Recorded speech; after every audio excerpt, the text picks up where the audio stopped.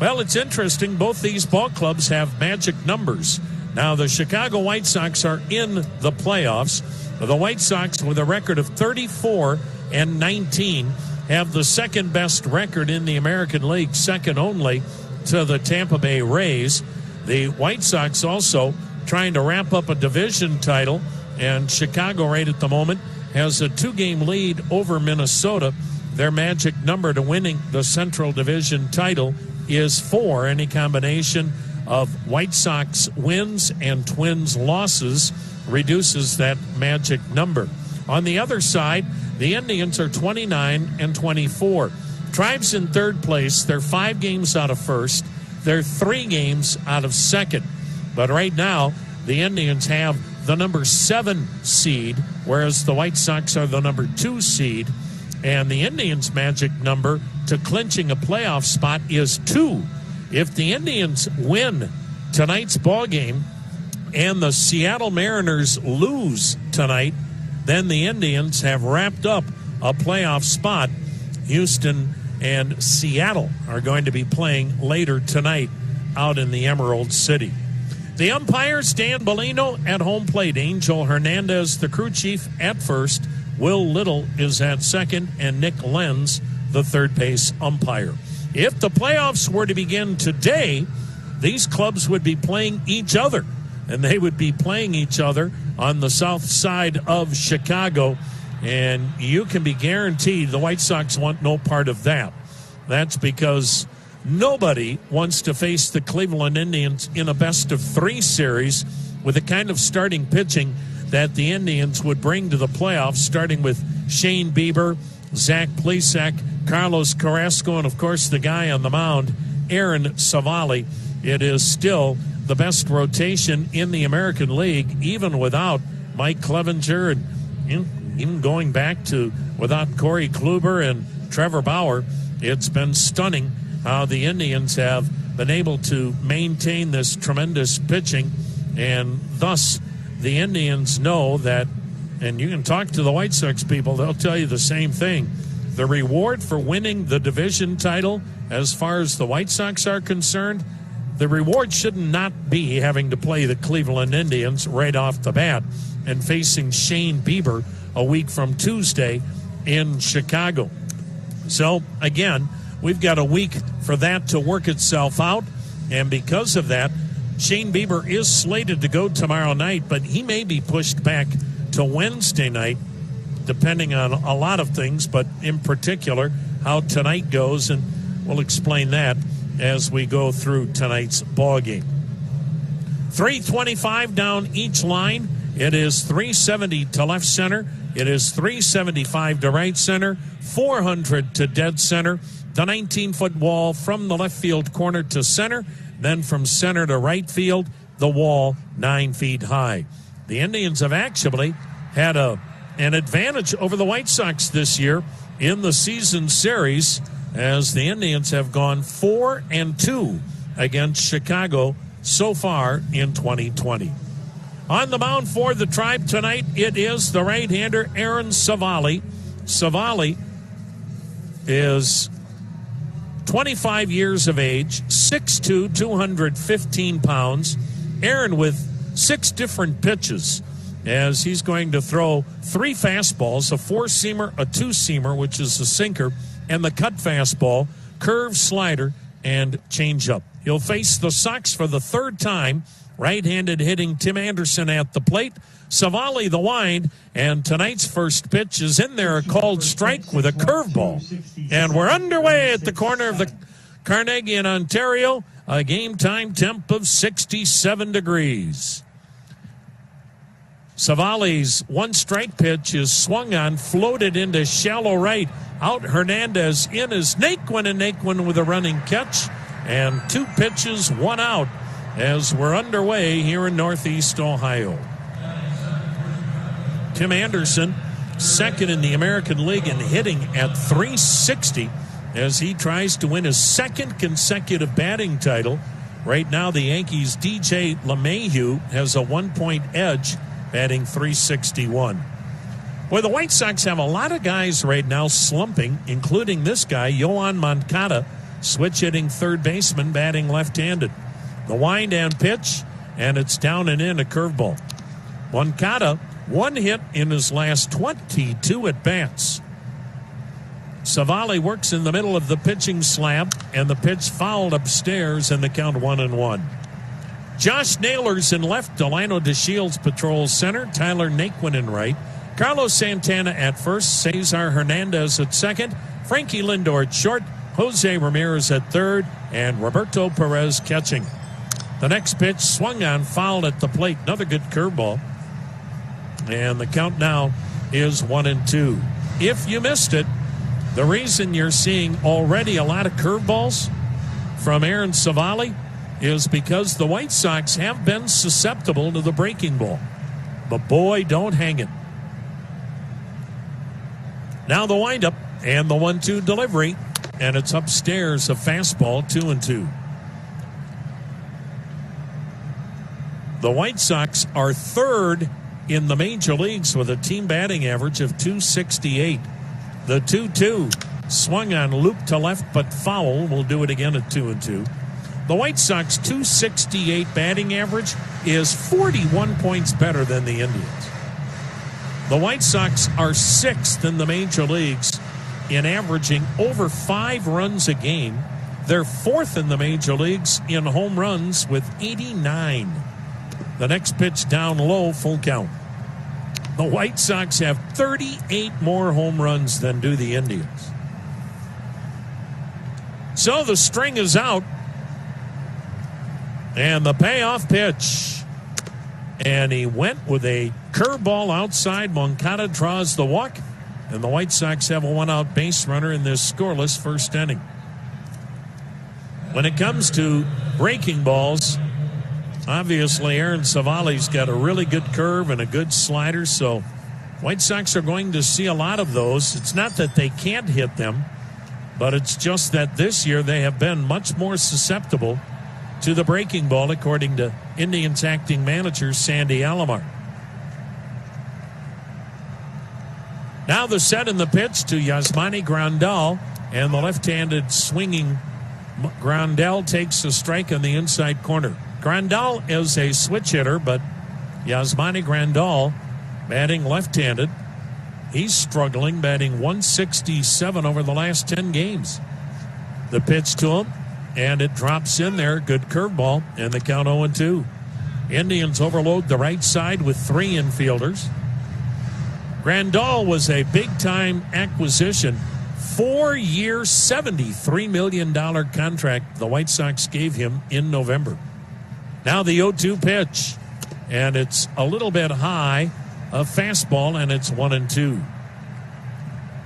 Grandal on the year batting .234, 7 homers, 23 RBIs. Now the set. Now the 1-2 pitch. Target inside corner, and the pitch is right there, and strike 3 called. The delayed call by Dan Bellino.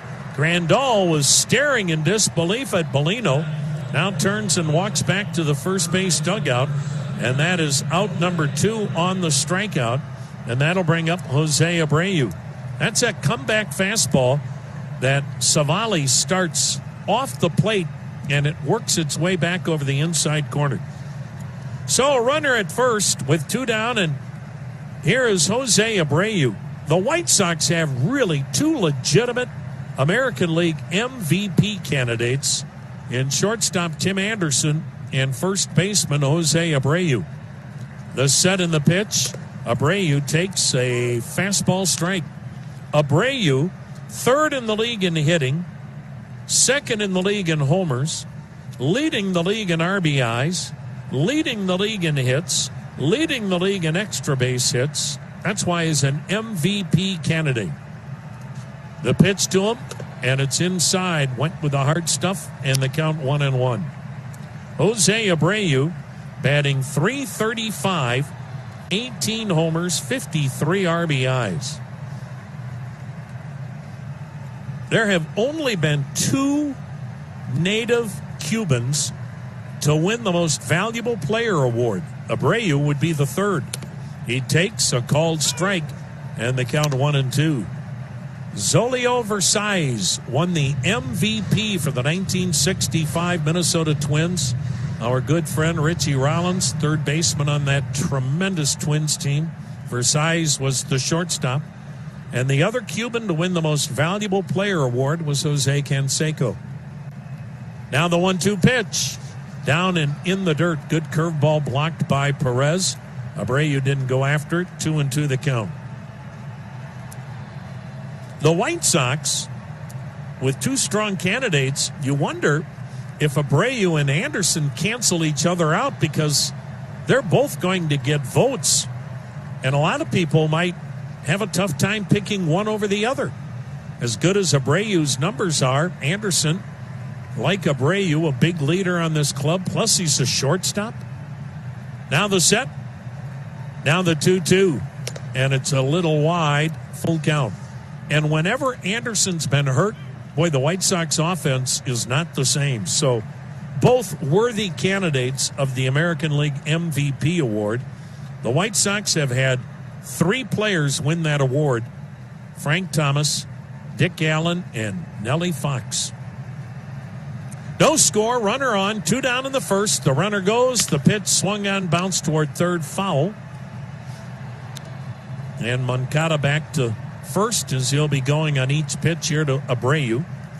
Hey, for those of you that want a little more adventure, check out the new Toyota RAV4. Most advanced safety features, 2-year no-cost maintenance, all standard.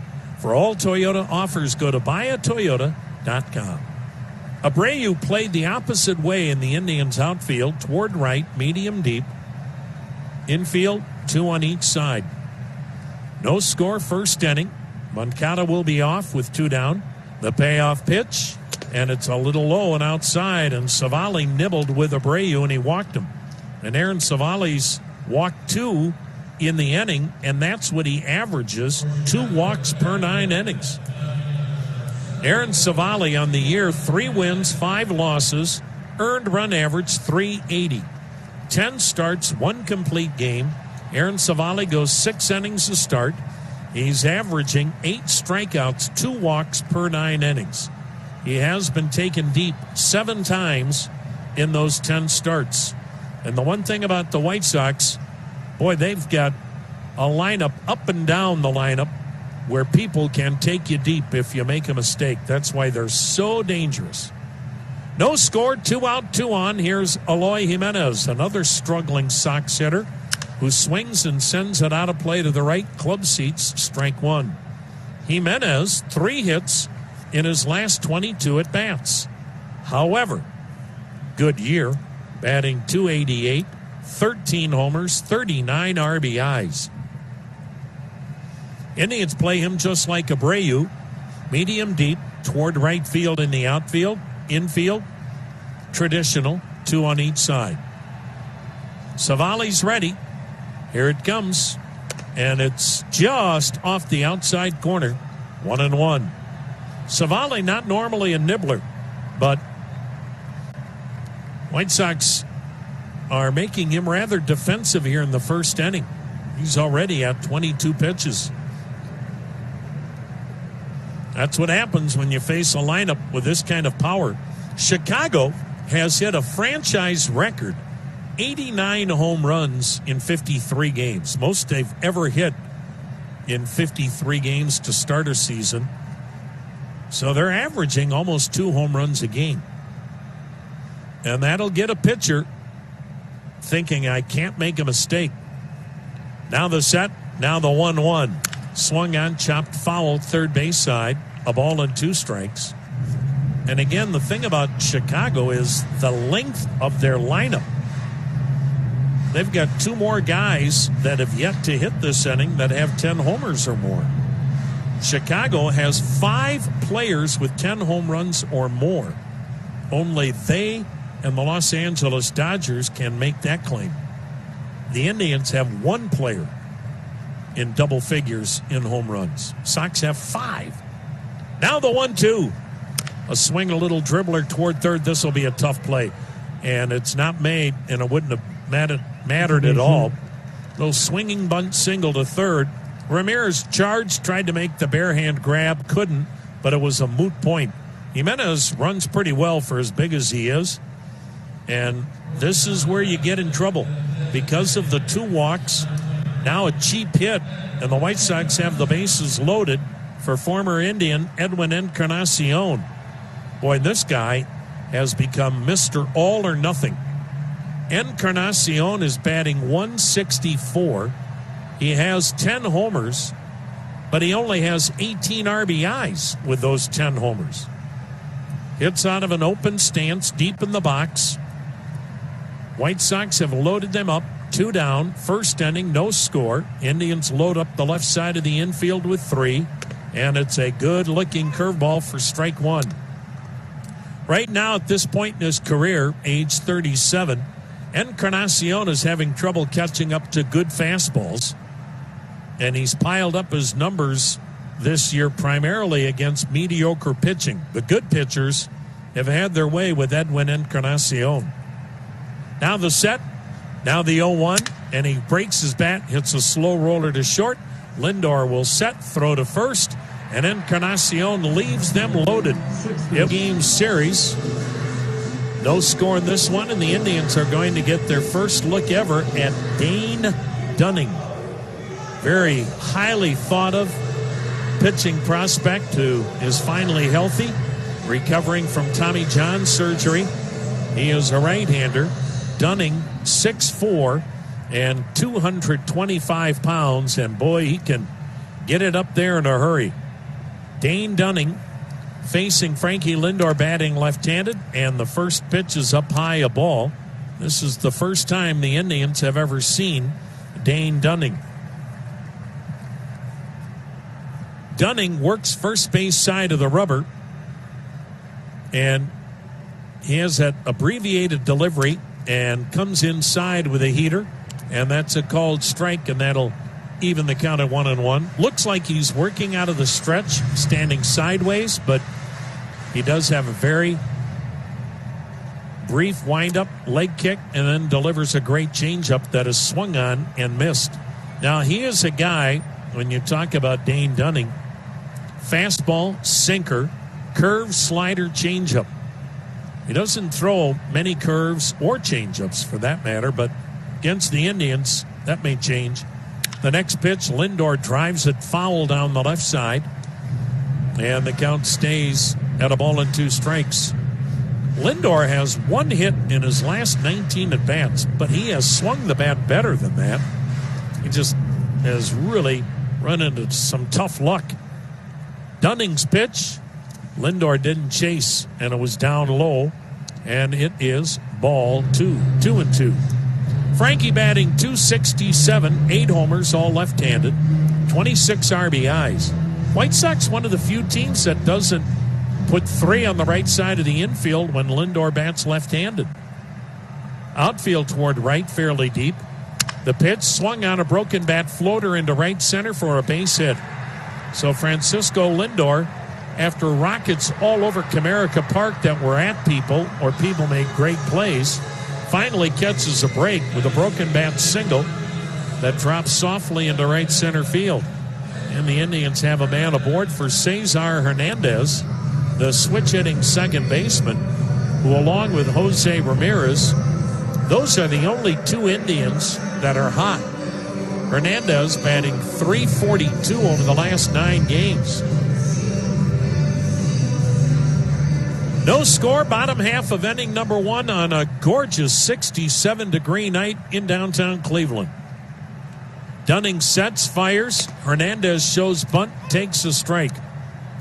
Dane Dunning, the pitch breakdown on him, he throws his sinker 36% of the time.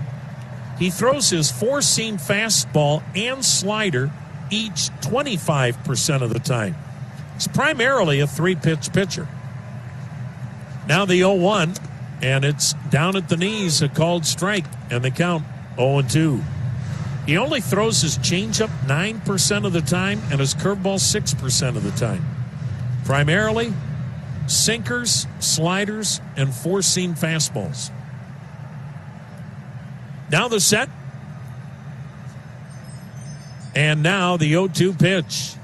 And it's swung on, line drive, base hit toward left center. Lindor hits second, but he won't challenge Luis Roberts' cannon. Center fielder gets it toward third in a hurry. And the Indians have back-to-back singles and have something going in the first with nobody out for Jose Ramirez, the hottest of all Indians. It might be too late for Jose Ramirez, but boy, over the last month, he has played like a most valuable player candidate.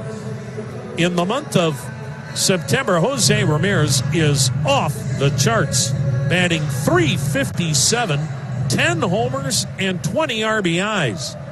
But the first 6 weeks of the season cost him any chance to probably get MVP votes. The pitch, he looks at a pitch low, a ball. Now the Sox put 3 on the right side of the infield. The outfield around toward right and deep. White Sox in their traveling gray with a black and white trim. Indians, the red jerseys, navy blue and white trim with the white pants. Now the 1-0 pitch. And Ramirez waves at a changeup in the count 1-1. Dane Dunning, since coming up, has made 5 starts. He is 2-0 with an ERA of 2.33. He's only going 5 innings a start because they really watch his pitch count coming off Tommy John. He misses outside with another changeup, 2-1 the count. Dunning averages 9 strikeouts, 3 walks per 9 innings, and the opposition is batting .163 against Dane Dunning. He's a good one. Now the set, now the 2-1, and it's in at the feet of Ramirez, and the count 3-1. Jose Ramirez batting .284. He is 6th in the league in homers with 15. He is 7th in the league in RBIs with 38. And, of course, Jose Ramirez is also 4th in the American League with 10 stolen bases. Now the 3-1 is swung on, socked deep to right field. It is gone! Jose Ramirez makes it 3-0 Indians. He had 2 multiple home run games this weekend in Detroit and shoots one to right field with 2 men aboard here in inning number 1. And the Indians jump on top of the Sox 3-0 as the scorching Jose Ramirez stays red hot. And once again, Ramirez makes somebody pay for pitching from behind. And Dane Dunning learns the hard way that Ramirez is as dangerous as anybody in the game.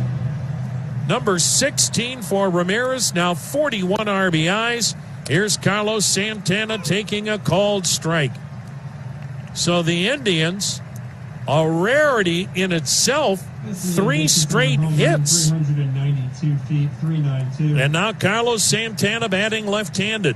He swings and fouls it at the plate, and the count 0-2. Boy, if the Indians could ever get this guy going. Santana 1 hit in his last 21 at-bats, but more alarming, Santana over the last 3 weeks hitting 141.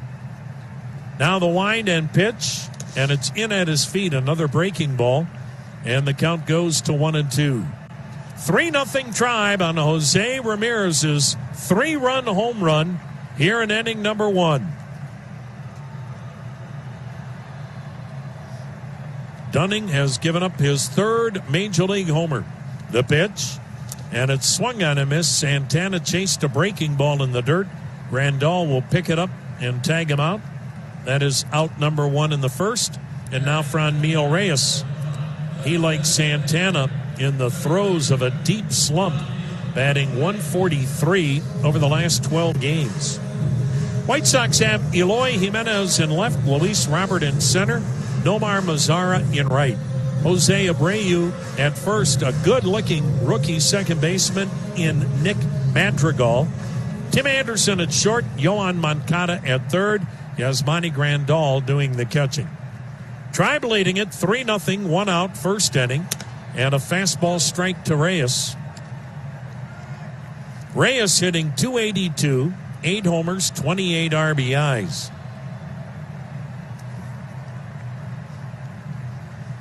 Now the 0-1, inside a fastball, 1-1.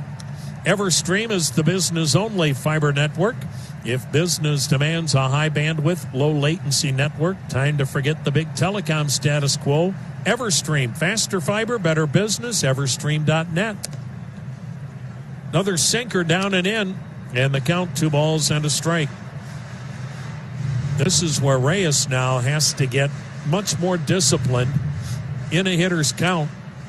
Get his pitch to hit, not chase. Dunning kicks, fires. Reyes taking, it's downstairs, ball 3, 3-1.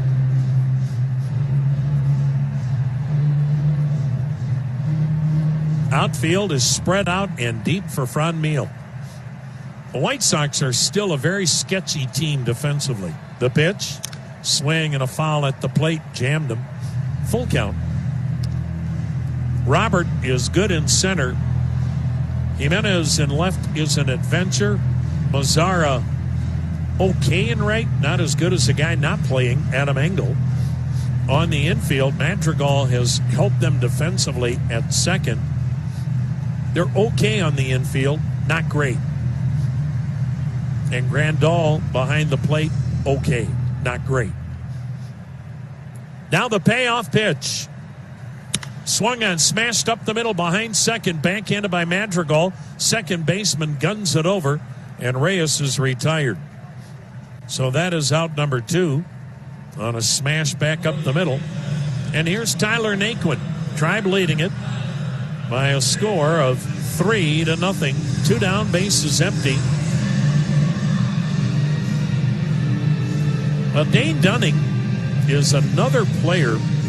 One thing about the White Sox, yeah, they obviously have drafted well and got some impact picks high in the first round, because when you lose like they've lost, you get early picks. But they made 2 trades involving Chris Sale and Adam Eaton that have really jump-started this rebuild. Tyler Naquin takes outside a ball. Dane Dunning came along with Lucas Giolito and Reynaldo Lopez. 60% of the current White Sox rotation coming from Washington for Adam Eaton. Changeup outside, 2-0. Boy, when you get that kind of pitching, Lucas Giolito, one of the best in the American League. Dunning has a chance if he can get healthy and stay healthy. And Reynaldo Lopez, very serviceable. All for Adam Eaton. Now the 2-0, and it's swung on, a big bouncer headed to first. Head high hop handled by Abreu. Jogs to the bag himself, and the inning is over. Dane Dunning has to make 27 pitches in the inning. Sox, second inning, and the Tribe up 3-0. And Aaron Savali kicks, fires, and misses in tight with a fastball to the number 7 hitter, Luis Robert.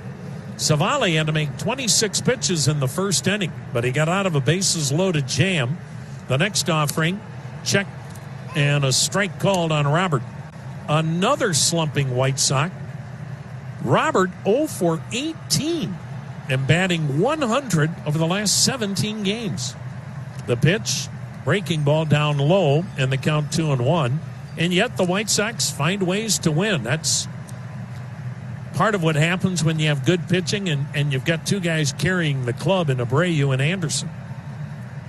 Now the 2-1, up and in, a fastball, 3-1. And boy, Savali's command not there tonight. Savali has faced the White Sox twice this year. 1 win, 1 loss, but a fine ERA of 2.08.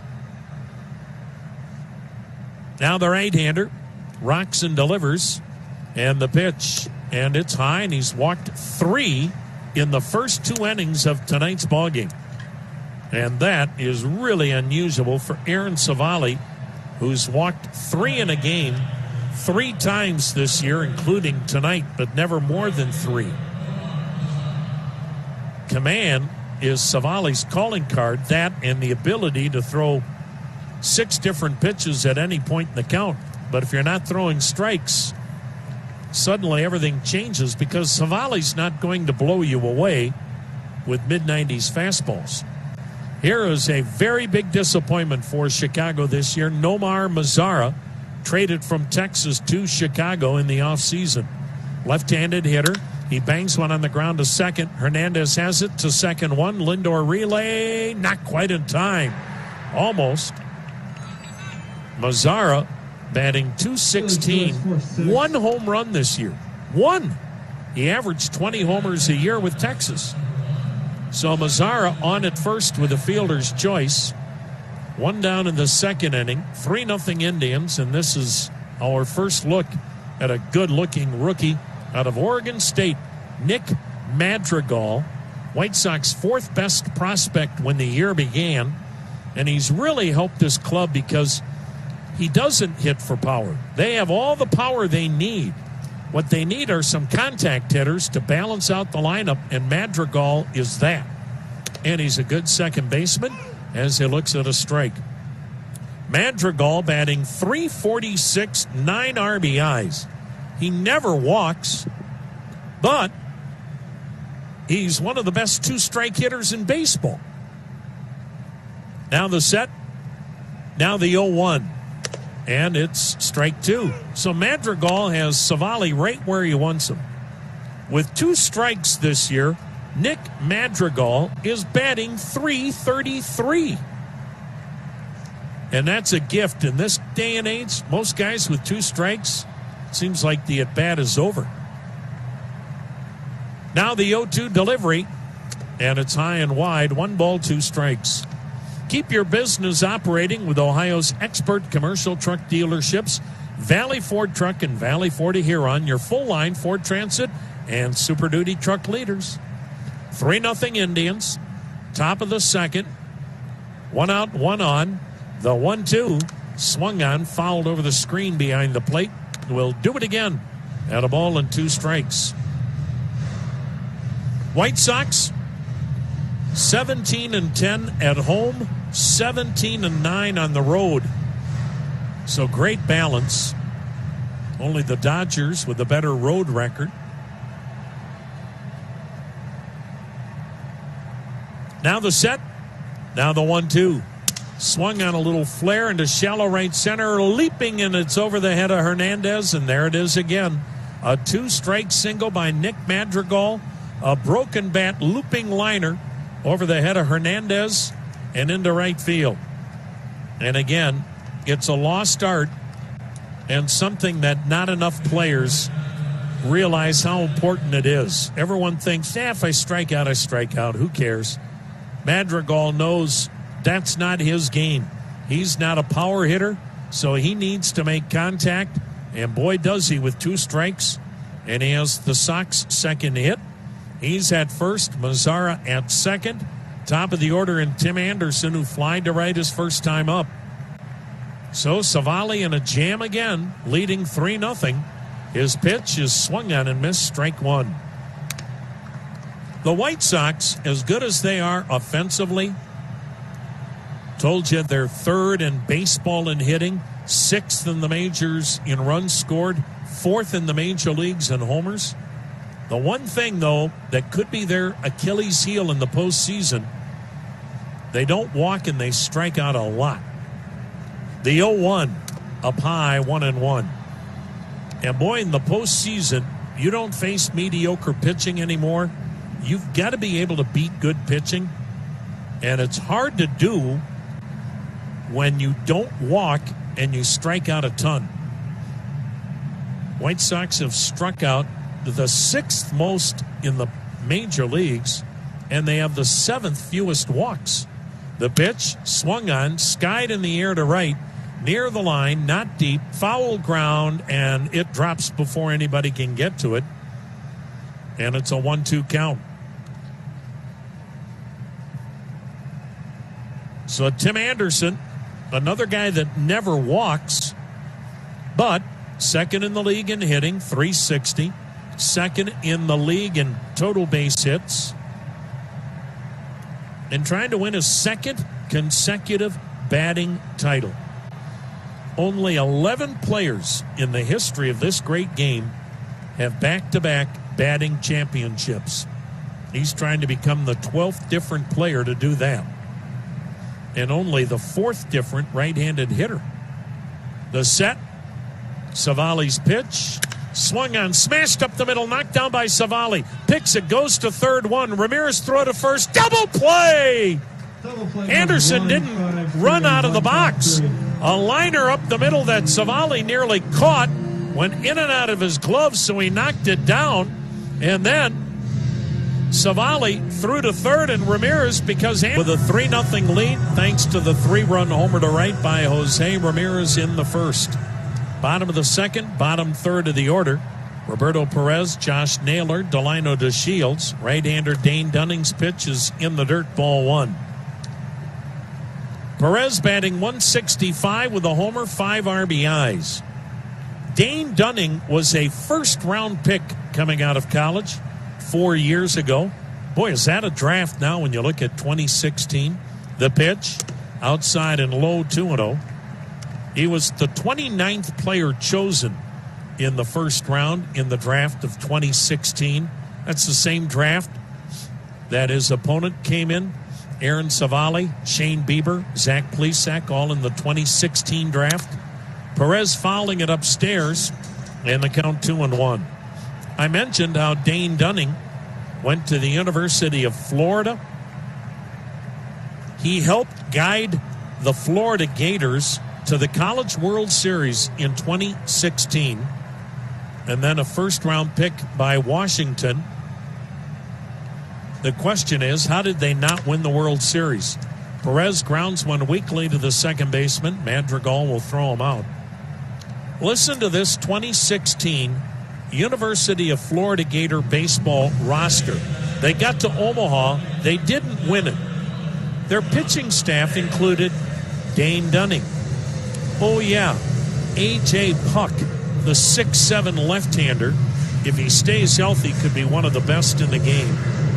Oh, yeah, Brady Singer, the outstanding youngster for the Kansas City Royals. How about that pitching staff? And they did not win the College World Series.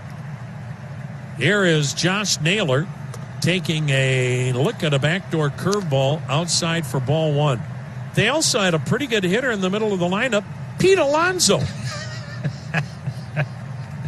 How did they now? Come on. Coach should have been fired.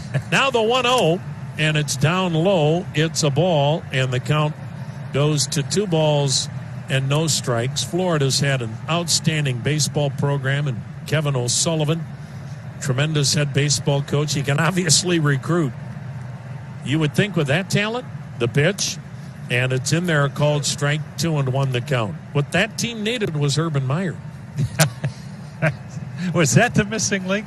But that was it. You know, it's how often do we say it, though, about the UCLA clubs that had Bauer and Cole and Plecko? They didn't get to Omaha. The pitch, and it's outside, 3-1. They didn't get to Omaha and win it until it was Adam Pletko.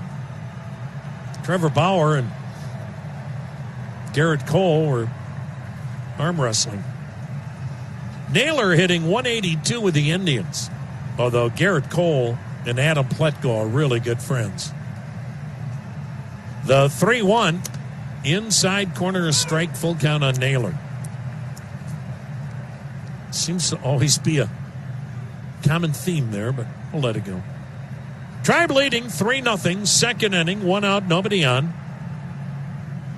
Dane Dunning, the payoff. A swing and a line shot to deep center. Back goes Robert. He watches it hit the top of the wall in center. On his way to second, in standing with a double is Josh Naylor. His second double of the year, and he hit the 9-foot wall about 8 feet up. A bullet off the wall in dead center by Josh Naylor. And the Indians now have something going in inning number 2 with a runner at second, 1 down. Tribe already leading this ball game 3-0. And Delino DeShields, the number 9 hitter, coming to the plate, batting .267 with 6 RBIs. So the Indians have leaned into some balls tonight off Dane Dunning, who came in here with a batting average against him of 163. White Sox up at the corners. The set, the pitch. DeShields fouling it back, strike one. Legacy Roofing is Ohio's premier roofing service provider. Whether you need a roof repair or full roof replacement, call 855-GOT-ROOF for a free estimate. Visit LegacyRoofingOH.com for more details. Tribe with the lead. 3-0. Runner at second, one out in the second. The pitch, and it's a curveball that stayed high, and the count now goes to a ball and a strike on Delino DeShields.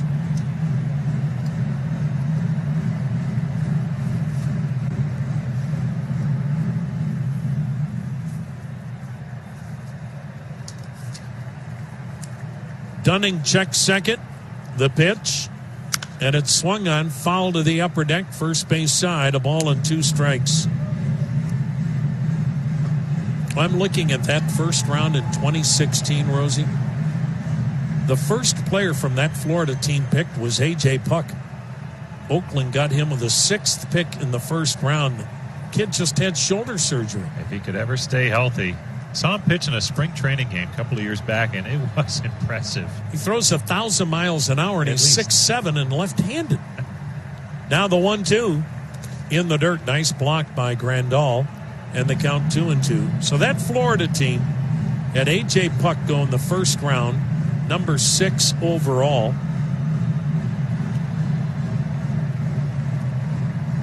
They obviously, we talked about Dane Dunning, the kid on the mound now, went 29th in the first round, going to Washington. Here's the set, the 2-2, and it's ball 3 up high.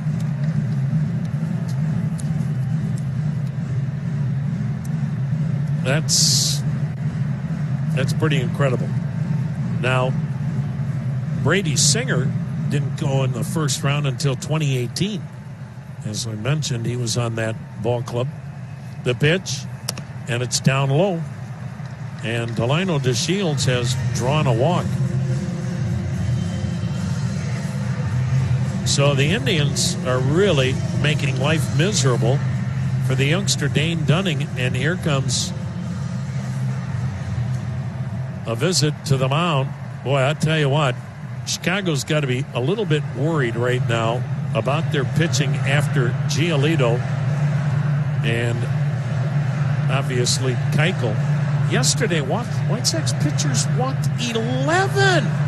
And their starter, Cease, issued 7 of those walks, and that's a red flag. He's had a couple of outings similar, and I think they're a little concerned about the direction he's heading. Well, Don Cooper, the veteran pitching coach, will head back to that first base dugout.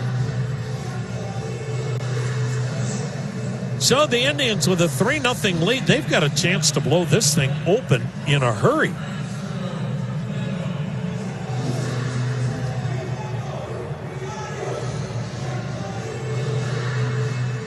The swings they're getting right now, as good as we've seen early in a game in a while, is all up and down the lineup. I mean, Jose Ramirez has been doing that for a while, but all up and down the lineup tonight. Frankie Lindor batting left-handed. He takes down low, and that's not what Don Cooper told Dane Dunning to do, and that is get behind in the count. So the Indians have a homer, a double, 2 singles, now a walk, 2 on, 1 out, 3-0 in the second. The pitch, Lindor sends one high in the air to left, not going anywhere. Jimenez is camped under it, and he grabs it. Lindor, who singled to right center his first time up, is out number 2. And Cesar Hernandez, the batter, singled and scored in the first. Lindor and Hernandez each singled in the first, and then Jose Ramirez hit the 3-run homer to right. Here in the second, Naylor the double, DeShields the walk, and now it'll take a 2-out hit from Cesar Hernandez, batting left-handed. The Blaster Corporation is based in Cleveland, makers of PB Blaster, #1 for loosening up rusted parts. Whatever the job, always use Blaster products. The pitch fouled at the plate by Hernandez, and the count 0-1. Dane Dunning. He was drafted out of high school but did not sign. Then went to the University of Florida. Ironically, Dane Dunning grew up a Florida State fan. Those two schools hate each other. It's like Michigan, Ohio State. Now the 0-1 pitch, and it bounces in there. Grandal with a block. Ball scoots up the first base line, but everybody stays put. 1-1 the count. You ever talk to Kevin Cash, the terrific manager of Tampa Bay? Ask him what he thinks of the Florida Gators. It won't end well? No. He's the Seminole. Now the 1-1 pitch. And Hernandez takes, and it's in there, a strike. Well, Dane Dunning missed the sign. They had the daylight play on for a pickoff at second. The shortstop, Anderson, was standing at second, and Dunning delivered. White Sox caught a break. 1-2 the count on Cesar Hernandez. 2 out, 2 on, 3-0 Tribe, second inning. Now the pitch, and it's fouled off third base side. We'll do it again. And a ball and 2 strikes.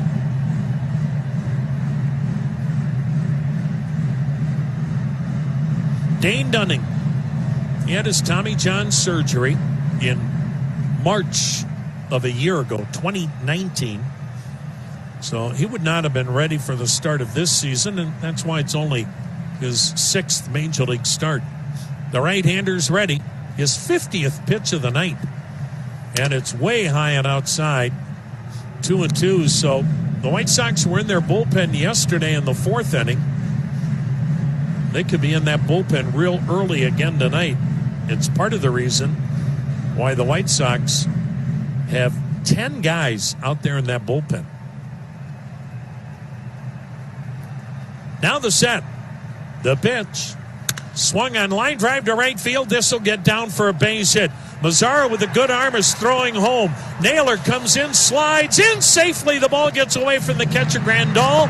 Stopping at third is DeShields. Advancing to second is Hernandez. Good, strong throw a little bit up the third base line from Mazzara. And Grandal couldn't handle the one-hop throw. And otherwise, Naylor's out at home, but as he slid in, he also may have jarred the ball loose. And the Indians lead 4-0. And Cesar Hernandez comes through with a 2-out RBI single to right.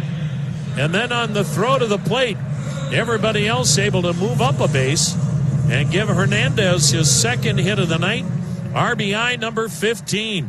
And the Indians have jumped on Dunning and already have 5 hits in this game. Taking down low is Jose Ramirez. First base is open, and the way Carlos Santana is going, the question is, why even pitch to Jose Ramirez? I know it's only the 2nd inning, but he could blow this thing open right here. The set in the pitch, and he looked at a called strike. 1 ball, 1 strike. 4-0 Indians. DeShields at third. Hernandez is at second with 2 down in the 2nd. Ramirez a 3-run homer to right in the 1st inning. Batting left-handed. The set. The pitch. And it's near his back foot. 2-1. Jose now has 16 home runs, 8 left-handed, 8 right-handed. And Jose Ramirez with 4 multi-homer games already this year. He had 2 this weekend in Detroit. Now the set in the 2-1 pitch.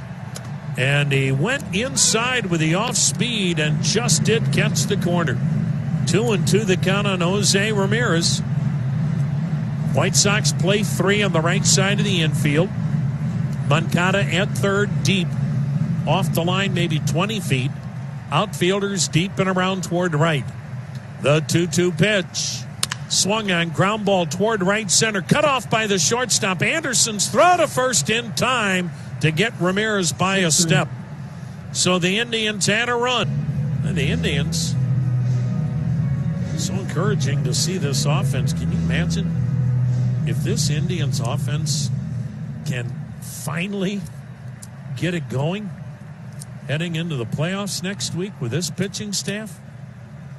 Look out. Tribe leading 4-0. Yohan Moncada, the number 3 hitter, batting left-handed. And Aaron Savali misses up for ball 1. Savali has not been sharp here tonight, but he's been bobbing and weaving, and he's afloat. Moncada takes a called strike on a changeup. Moncada walked his first time up. Aaron Savali's already walked 3. That's the most he's walked in any game this year. Switch hitter batting left-handed. Savali's pitch swung on a weak bouncing ball to the second baseman. Hernandez throws him out, 1 down. And we've said it time and again when the Indians faced a really good pitcher. If you have opportunities early and don't capitalize, look out. That could be the same thing for the Sox tonight with Savali. And what makes Savali so tough, he's able to make in-game adjustments, and we've seen it time and again. He may give up a couple of runs early, but then settle in, and you look up, he's still out there in the 6th, 7th inning. Here's the pitch. And the switch hitter batting left-handed. Yasmani Grandal looks at a low curveball. Grandal struck out looking his first time up. The next offering, and Grandal takes the strike on a changeup. Indians again putting 3 on the right side of the infield. Grandal had some good years with Milwaukee. The pitch to him, and he fouls it. Boy, he was way out in front of the curveball. And the count of 1-2. All-star with the Brewers a year ago. Had a career year with 28 homers, 77 RBIs. But he also allowed 73 stolen bases. Now the 1-2 pitch. Checked on the pitch up, 2-2. Grandal has gone from being a first-round pick by Cincinnati out of the University of Miami to playing with San Diego, the Dodgers, Milwaukee, and now the Sox as he puts one out of play behind the plate. Still a 2-2 count. He has a home in Chicago now at the kind of money he's going to make. No one else is going to pay him that. Now the windup. Now the 2-2 pitch. Swing and a miss. Struck him out with a cutter. Savali strikes out Grandal, and so much of free agency is all about timing. Yasmani Grandal, if he were to be a free agent this year, there is absolutely no way he'd get a 4-year, $73 million contract. With the amount of money that franchises lost this year due to the pandemic, he is so fortunate he was a free agent a year ago. Here is Jose Abreu. Walked his first time up. 2 outs, nobody on. 4-0 Tribe. Abreu looking at a called strike. There'll be a lot of free agents this year going, I waited my whole career to get to this point, and I'm not getting rewarded. And it's not their fault. Pandemics will do that. The 0-1 fouled straight back. He got it in on the hands of Abreu. 0-2. With no fans, it's cut dramatically into revenues. The lack of normal amount of games. Savali has walked 3, struck out 2. He works with a 4-0 lead, trying to have his first 1-2-3 inning. The right-hander's ready. Here it comes. Ooh. Maybe outside. 1 ball, 2 strikes. Great Cuban influence on this ball club. Moncada, Grandal, Abreu, Jimenez, Robert. The pitch.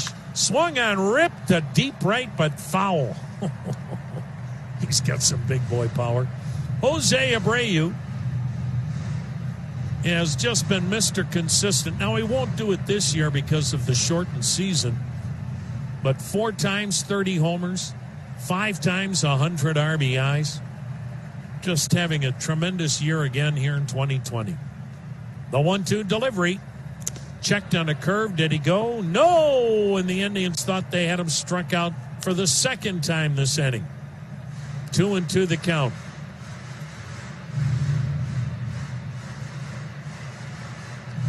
And Abreu certainly went around on the check swing, but Angel Hernandez missed it at first, which is just absolutely shocking. Now the windup by Aaron Savali and the 2-2 delivery. Swing and a miss as Savali strikes out Abreu for a third time in the third inning. The cleanup hitter, Carlos Santana, struck out his first time up.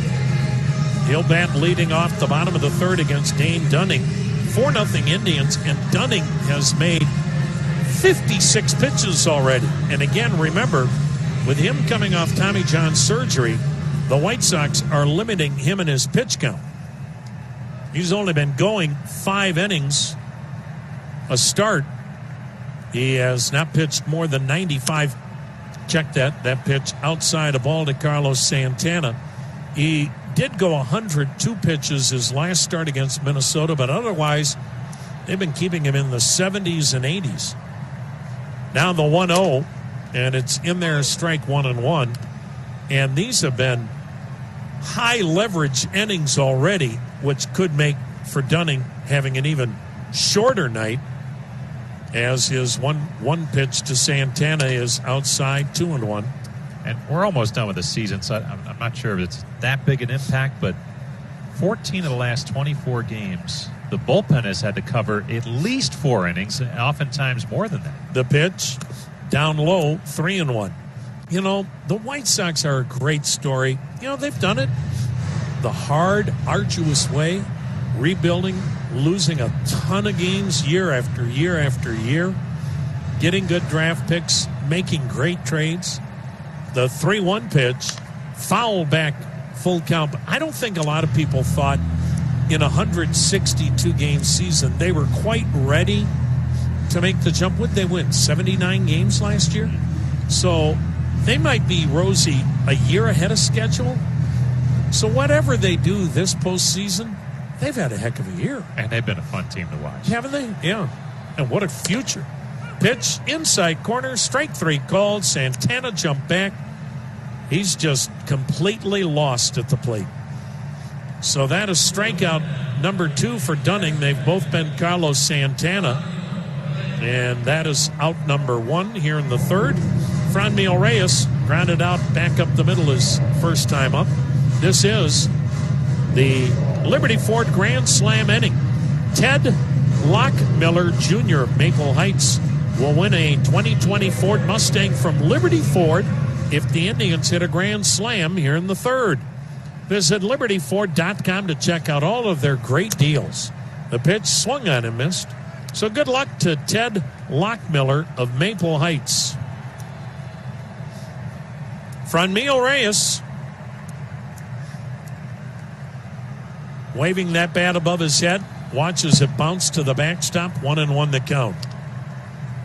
If, and we keep saying if Santana and Reyes, they don't even have to get hot. If they just get to be a threat. The pitch, down at the knees, strike 2. But right now, you're counting on basically 3 guys to carry the offense. Lindor, Hernandez, Ramirez. That's a tough way to win, no matter how good your pitching is. There's another curveball, and it's down low. Ball 2, strike 2. 2-2, or is it? No, strike 3 called. Like Dan Bellino has that late call, and he just Franmil Reyes. That's third strikeout. And that is out number 2. That'll bring up Tyler Naquin. Naquin grounded out his first time up. 2 outs, nobody on. 4-0 Indians. Jose Ramirez, a 3-run homer to right in the first. Cesar Hernandez, a 2-out RBI single in the second. Aaron Savali survived 2 innings in which he didn't look sharp. Found it in the third, and he could be locked in. Now the pitch to Naquin, way outside a ball. The Indians determining tomorrow night's starter. It could be Adam Pletko. The Indians would like to push Shane Bieber and Zach Plesac each back a day. Here's the wind and the 1-0 to Naquin. Waved at, 1-1. If Shane Bieber pitches tomorrow night, and then doesn't pitch until game 1 of the playoffs, he has 2 extra days rest. That's too much. And that's why you may see Bieber pitch on Wednesday. Then he'd have 1 extra day's rest. Naquin swings and misses 1 and 2. Same with Zach Plesac. Push him back to Thursday. And then if he's your game 2 starter next Wednesday, then he's working with 1 day's extra rest, not 2. Now the wind and the 1-2. Fouled back, still 1 and 2. So the Indians may not announce the starter until tomorrow. Or if the Indians win tonight and Seattle loses tonight, the Indians wrap up the playoffs, you can bet the mortgage Adam Pletko is starting tomorrow night. It's pretty much assumed he'll start tomorrow night anyway, but Indians, with a win tonight, no matter what Seattle does, at least clinch a tie for a potential playoff spot. Naquin sends one to fairly deep left. In front of the track is Jimenez to pull it down. And Indians lead the White Sox 4-0 as we head to the 4th inning at Progressive Field. Jim Rosenhaus along with Tom Hamilton and Brian Motze back at Command Center, bringing in Tribe Baseball from downtown Cleveland. Aaron Savali back to work, and he has Eloy Jimenez swinging over a breaking pitch for strike 1.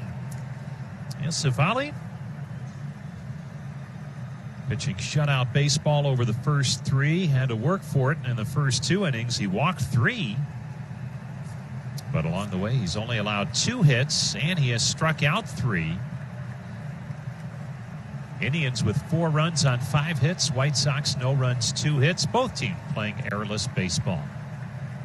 Savali's into the wind. Here comes his pitch to Jimenez, and it's swung on and ripped to third. Backhand stop, Ramirez. Long throw in the dirt, and it kicks off the glove of Santana. On it goes into the White Sox dugout. Jimenez is safe, but he's hobbling down that right field line. Oh, man. That is the last thing the White Sox need is an injury. They've had some. And Jimenez trying to leg out an infield single. He reached base safely at first base, but as he got down the line, that last step, he made the long step, and it looked like he came down funny on that first base bag with that front leg. And he's still down that right field line as the trainer gets out there to have a look, and Rick Renteria, the manager, is coming out too. They've clinched a postseason berth, not the division yet, but they may err on the side of caution here and get Jimenez out of there. That goes as a base hit. So a leadoff single for the White Sox here in this 4th inning. And let's go ahead and give you our Elk and Elk injury report. For a team of injury lawyers dedicated to every client every day, call 1-800-ELK Ohio. And Jimenez says, don't you dare put me on that report. He's going to stay in the ball game, looks like. Tim Anderson had some cramping in his hamstrings yesterday, his right hamstring. And they were fortunate it was just a cramp and not a pull, so he's okay. He's back in there. But the White Sox with some other injury issues, too. Aaron Bummer, left biceps issue. He's been out for about a month now. Evan Marshall, right shoulder issue. 2 key pieces to their bullpen. They've been down for a little bit, although both look like they're on their way back, as is lefty Carlos Rodon. So things getting a little bit better for the White Sox on the injury front. Well, it's a single and then an error, allowing the advance to second by Jimenez. So he's at second with nobody out for Edwin Encarnacion. Encarnacion grounded to short his first time up. Here's the pitch to him. Fastball up and in for ball 1.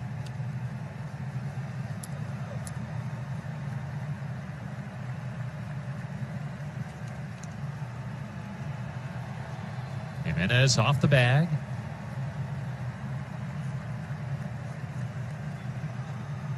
Savali gives him a look. Now the pitch. Just a bit outside, not by much, but it's 2-0. on Edwin Encarnacion, going through a tough stretch. He does have the 10 home runs, but his batting average just 164. And with those 10 home runs, just 18 runs driven in. Here's the 2-0. Swing and a miss. Counts 2-1 now on Encarnacion. You know, Edwin Encarnacion, a couple of good seasons here with the Indians. As part of the 2017-2018 tribe.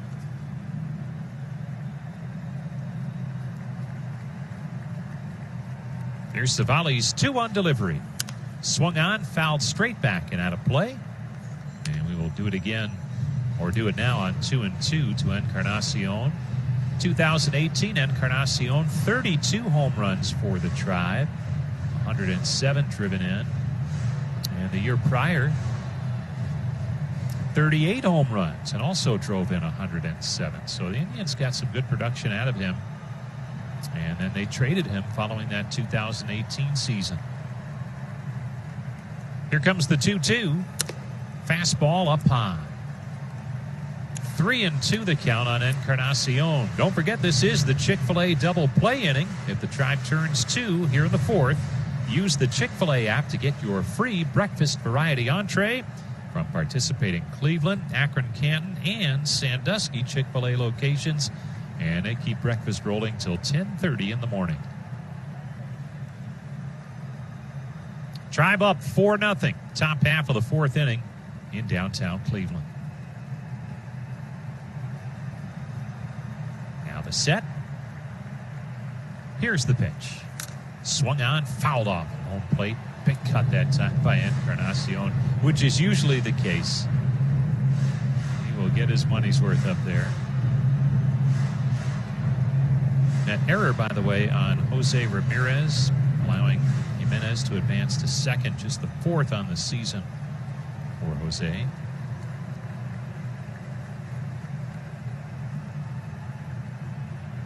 Nobody out. Payoff pitch coming to Encarnacion. Here it is.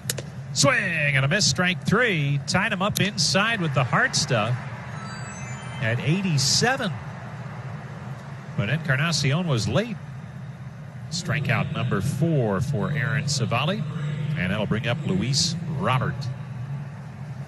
Don't forget, for a limited time, McDonald's is selling large drink koozies for just $5. The proceeds benefit Ronald McDonald House Charities of Northeast Ohio, so stop in at any local McDonald's real soon. Here's Robert. Walked his first time up. Tremendous power, and he'll have to wait as Roberto Perez heads out to the mound. Sometimes you see this, the catcher wanting to make sure that they're together on the signs, because you do have that runner at second base in Jimenez. Whether you're shipping from Cleveland or through Cleveland, choose Global Transport, Northeast Ohio's preferred provider for transportation and logistics management. Tribe up 4-0 here in the 4th. A night where they can clinch a postseason berth. Not on the field. If they win, that helps. Here's Savali's pitch. And Robert fouls it off at home plate. 0-1 the count on Luis Robert. Not only do the Indians need to win here, but then Seattle has to lose at home tonight to the Houston Astros, and that game doesn't even start until 9:15 Eastern time. Good to see the Mariners, though, able to get back home and play in their home ballpark in Seattle. They had to move back-to-back series because of the smoke from the fires in that part of the country. Here's the 0-1. Strike call on the inside corner at the knees. 0-2 the count on Robert. Good fastball that time from Savali at 91, which is close to top end for him, but it's all about the movement. Nothing he throws is straight. 0-2 the count on Robert, right-handed hitter. Here's the pitch. Fastball high and outside. 1-2 the count on Robert, with Jimenez, the base runner, at second. One down in the inning. Tribe up 4-0. Indians play the infield at the standard setup. The 1-2, just outside with a fastball. 2-2 the count on Robert. Game 2 of the series tomorrow night, 6:10. In fact, they're all 6:10 starts. Reynaldo Lopez against maybe Shane Bieber, maybe Adam Pletko, more likely Pletko. You were with us earlier, Tom, mentioning the pitching scenarios. Here's the 2-2, swung on, fouled back into the net. Indians ideally would like to push Bieber and Plesac back a day so they don't have too much rest heading into their wild card starts next Tuesday and next Wednesday. Potentially in Chicago against these same White Sox. If the season ended today, that would be the matchup, as the White Sox have the second best record of the division winners, and the Indians have the best record of the wild card teams. So it would be a 2-7. Now the 2-2 pitch. Bounced in there for ball 3. And the pitch count starting to climb again on Savali. He's at 71 pitches. So both teams will be in their bullpens relatively early here tonight.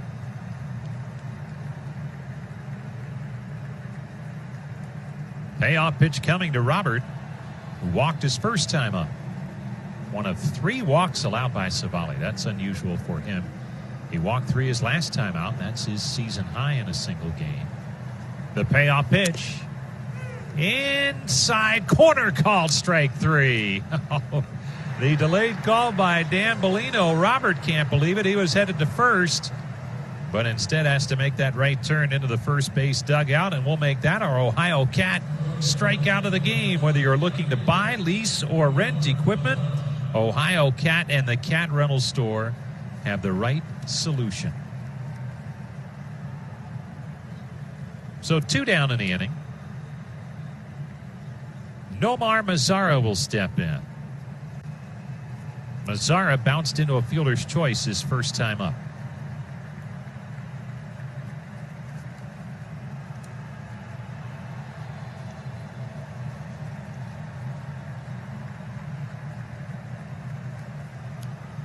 Mazara, tall, lanky, left-handed batter. Here's the pitch to him. Breaking ball on the inside corner, strike 1. Savali trying to work around a leadoff infield single this inning, and then an error that allowed Jimenez to advance to second base. 4-0, Tribe leads it. We're in the top half of the 4th. Mazara did not like that call from home plate umpire Dan Bellino. He's taking a long time to get back in there, and there may have been some back and forth between the two. Here's the 0-1. Off speed, swung on, line to first, caught by Santana on the back end. Nice play by Carlos Santana. WTAM 1100. Roberto Perez to lead things off for the Tribe as we head to the bottom half of the 4th inning in downtown Cleveland. I mean, another perfect night for baseball. A little crisp in terms of the temperature, about 67 degrees at game time, so not too chilly, but some perfect September weather here in downtown Cleveland. Not a cloud in the sky. Here's the pitch to Perez from Dane Dunning, and the right-hander starts him off with the hard stuff, and it's swung on and missed for strike 1. Dunning's really had to battle his way through the first 3 innings now. He set the side out in order last inning, but the first 2 innings were a struggle. Here's his 0-1. Swung on, fouled off, and the count's 0-2 on Perez. Bottom third of the Tribe lineup due in against Dunning here in the 4th. Time to fill you in on our season ticket holder of the game. It is Mark Lutz of Columbia Station, a 27-year Indian season ticket holder. Here's the 0-2. Swing and a miss, strike 3. Tied him up inside, and Perez is a strikeout victim, the 4th for Dunning. One away, Josh Naylor will step in. He doubled off the center field wall his first time up. So Mark Lutz is our season ticket holder of the game tonight. And Mark wanted to let us know a favorite Tribe memory. Started going to Tribe games when he was 8 years old. He's now 68, but he loved Old Municipal Stadium. It was an enjoyable place with a lot of memories for him. But he says his absolute fondest memory of Tribe baseball was walking into Jacobs Field on opening day back in 1994 and seeing the new ballpark. It was just an incredible experience. And Mark, I'm going to say that a lot of people hold some similar thoughts. Here's the pitch, and it's low and outside for ball 1. And another season ticket holder of the game. We have a leftover from yesterday, John Zanji of Lakewood, 15 years an Indian season ticket holder. Here's the 1-0. Breaking ball in there for a strike. And John Zanji's favorite moment, I mean, he liked the Rajay Davis home run in the World Series Game 7, 2016. But he has another one that's right up there with that. Here's the 1-1. Swung on, fouled off. 1-2 the count on Naylor. Tyler Naquin's walk-off inside the park home run earlier that summer in August against the Blue Jays. I like that one, too. And that really was one of the most fantastic endings to a game you'll ever see. So good work, John and Matt. Great to have you as season ticket holders for the Tribe. Naylor swings and fouls one off at home plate. We'll do it again at 1-2. Naylor does not get cheated. I mean, he swings about as hard as anybody on this ball club consistently. We haven't seen him go deep yet with the Indians, but it will happen. He has some pop. Here comes the 1-2 pitch. Swung on, laced foul down the left side and out of play. Naylor hanging tough with 2 strikes, 1 out, base is empty. 4-0. Indians lead the White Sox in the bottom half of the 4th. What'll it mean if these teams play each other next week? Probably not a whole lot, but you never know. There's a swing and a line drive, base hit center field. Naylor is 2 for 2, and he's hit them both up the middle. One banged off the wall in center. He hit it so hard, and that one spun the cap on Dunning as the pitcher had to duck out of the way on a solidly hit line drive. So Naylor starting to come around a little bit. We're saying that about a couple of different hitters now for the Indians. Josh Naylor, Jordan Luplow, Delino DeShields stepping in now. He's been fairly steady lately. So maybe, just maybe, this lineup starting to perk up a bit and become a little more deep with postseason right around the corner. Dunning from the stretch. He's been there all night, it seems. Here's the pitch. Swung on, and there's a high fly ball deep right field. Back on it is Mazzara, and he makes the catch just as he got to the warning track to retire DeShields. 2 down in the inning. Naylor remains at first. Back up to the top of the order we go for Francisco Lindor. Don't miss out. It's the Indians' 3rd 50-50 raffle underway, and it all benefits Cleveland Indians charities and many kids in Northeast Ohio who benefit from that. The jackpot has a guaranteed minimum of $50,000. Get in early. You can win an early bird prize, a Francisco Lindor jersey, a Carlos Santana bat, and a Shane Bieber signed baseball. So autographs galore on different items. First the pitch to Lindor. Breaking ball in there for a strike. Get your tickets at tribe5050.com. That's tribe5050.com. You can purchase your tickets right there. And this 3rd edition of the Indians raffle, the 50-50, runs through October 2nd. Here's the 0-1. Swung on, line down the left side, foul. And it's 0-2 on Lindor. The first edition ended up over $500,000. The last one was over $300,000. So get in on it. Half of that would set you up pretty nicely for holiday time. Get you a new house, new car. Naylor bluffed. Lindor takes a pitch outside for a ball. Naylor took a couple of steps towards second and then put the brakes on. 2 down in the inning. Tribe trying to add to their 4-run lead. 1-2 the count on Lindor, who has singled and flied to left. Throw to first, back safely is Naylor. Cesar Hernandez waiting on deck.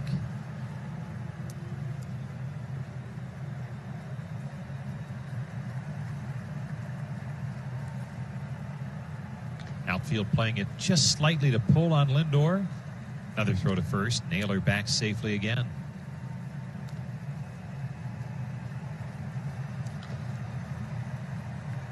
There is another clinch scenario in the American League tonight. The Athletics are off today, but they can clinch the West if the Astros lose to the Mariners tonight.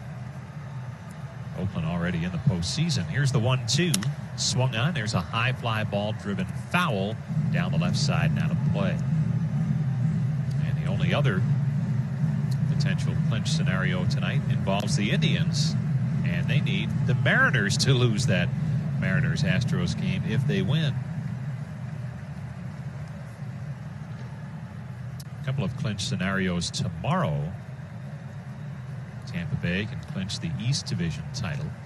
The 1-2 swung on, popped up foul, comes straight back and out of play again. Houston can clinch a postseason berth as early as tomorrow. So a couple of things going on tomorrow. No clinch scenarios in the National League today. Boy, it is up for grabs. Some of the last teams to get in the senior circuit. Heading into play today, the NL wildcard chase had Philly and Cincinnati in, with the Reds a half game behind the Phillies in seeding. But those two would be in. But Milwaukee and San Francisco are right there. They have identical 500 records that the Reds do. Here's the 1-2. Swing and a miss, strike 3. Lindor strikes out. Side retired. Underway, 5th inning. Nick Madrigal, the second baseman, pops one up to shallow right center. Making the catch is the center fielder Delino DeShields. 1 pitch, 1 out. Savali certainly could use a couple of those. His pitch count at 75 here in the 5th. And with Aaron Savali, if you can book it, he's going to give you 6 innings. He has, in every one of his 10 starts so far, at least 6 innings. Just remarkable, his ability to pitch fairly deep into games. He has 1 complete game. Now he faces the top of the lineup, Tim Anderson, who swings and misses for strike 1. Anderson's 0 for 2. And in terms of the major league batting chase, that's noteworthy. He needs some hits to keep pace with DJ LeMahieu of the Yankees. The 0-1, fastball strike on the outside corner. Anderson came in batting .360. He's slipped to .356. LeMahieu came into play tonight at .361. Here's the 0-2 to Anderson. Swung on, line drive, base hit into left field. Didn't hit it hard, but just beyond the reach of Francisco Lindor, and Tim Anderson's aboard with a 1-out single here in the 5th. Man, he hit. Yohan Moncada will step to the plate. Dominion Energy would like to remind you, whether you're an individual or contractor, state law requires that you call 811 before you dig to have underground utilities marked. It's simple and free. Just dial 811. This reminder from Dominion Energy. Here's Moncada. He has walked and bounced to second in 2 trips.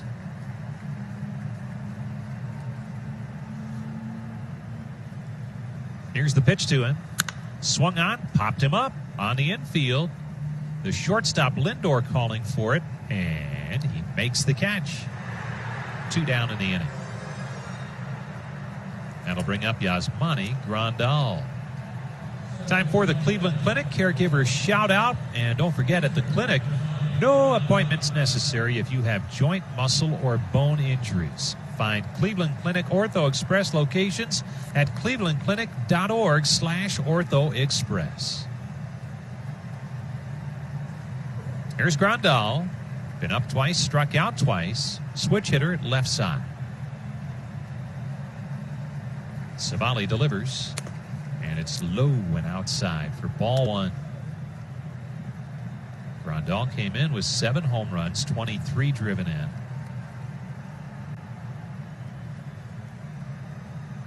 They play him to pull on that right side of the infield. As Savali throws to first, chasing Anderson back. The second baseman, Hernandez, a good 20 feet into the outfield grass and shallow right. Here's the 1-0. Breaking ball in there for a strike. 1-1 the count on Grandal. The Indians in Ohio's 529 plan, they're giving away a $10,000 college savings award.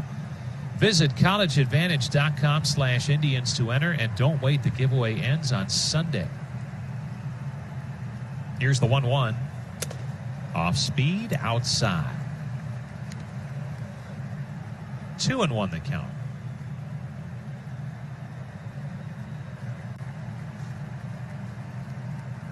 Anderson, good speed at first, but down by 4. Don't look for him to run. The 2-1, swung on, and there's a drive to right center. This is hit well toward the gap, and it bounces 1 hop up over the wall, and that'll be a ground rule double. That'll cost the White Sox a run, as Anderson would have scored, but because it hopped over the fence, a ground rule double means Anderson has to go back to third. So a double for Grandal, his 7th.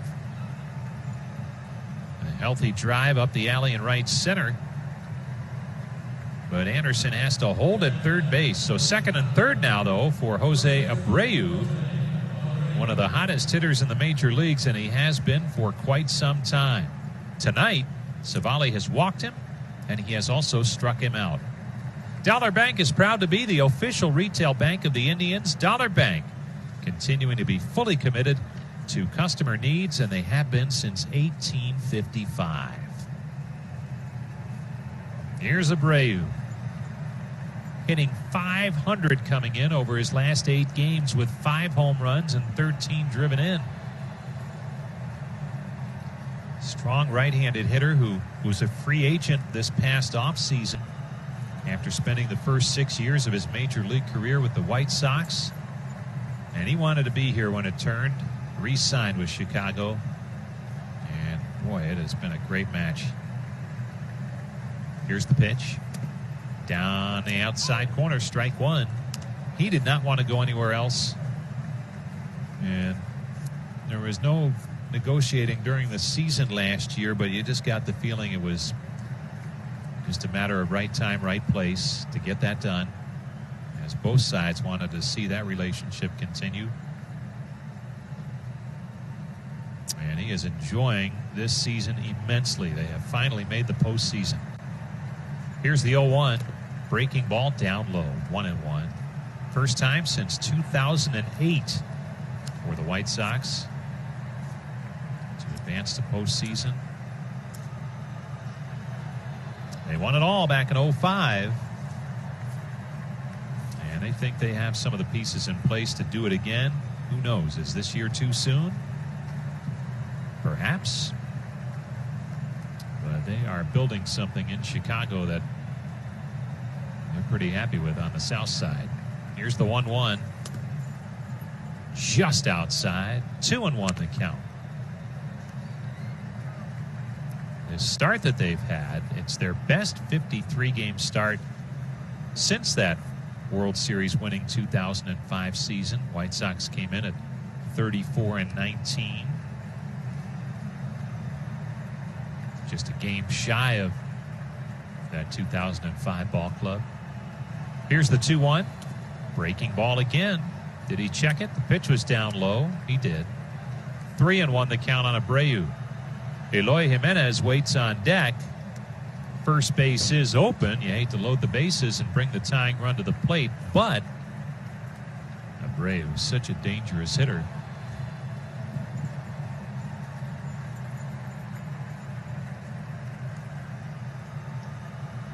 Long look in by Savali. Now he has the sign from Perez. Here's his pitch. Swung on, line drive, base hit center field. That will score 2. In is Anderson. Right behind him is Grandal.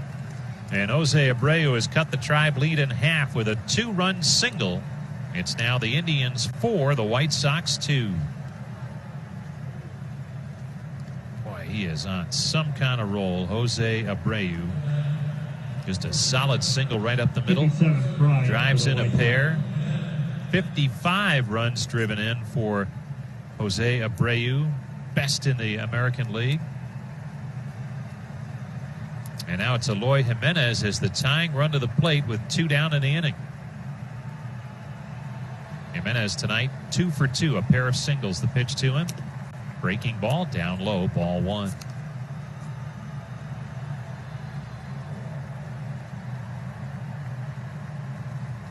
Jimenez with 13 homers, 39 driven in.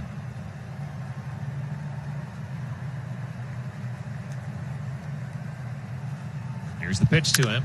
He swings and drives one high in the air, deep right center. DeShields back, leaps at the wall, and this ball is gone. A home run for Jimenez. And just like that, we see what makes the White Sox so dangerous.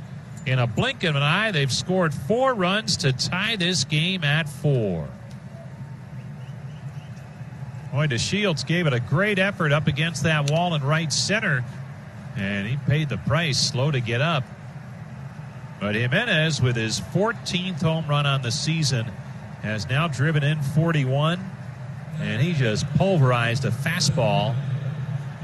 Pretty low pitch, too. He went down and got it on that outside part of the plate and just got it out of here to right center. So brand new ball game, tied at 4 as the White Sox put together the big inning against Savali, who usually is able to limit damage, but not in this case tonight. As Edwin Encarnacion steps in, he takes a pitch down low for ball 1. Encarnacion 0 for 2. Takes a strike on the outside corner. Well, here's the pitch, and it's swung on, popped him up. High in the air, shallow right. Coming on is Naquin, and Tyler Naquin, the right fielder, makes the catch to retire the side, but not. New pitcher on for the White Sox as we head to the bottom of the 5th. In a ball game that suddenly is tied at 4 after the Sox scored 4 times in the top half of this inning. They turn things over to the 27-year-old lefty, Jace Fry. Fry has battled through some injury issues this season, but now healthy, and in 15 appearances, no wins or losses, an ERA of 3.07, 19 strikeouts in 14 2/3 innings. 8 walks, though, for Fry. Let's pause. 10-second station ID on the Cleveland Clinic Indians Radio Network.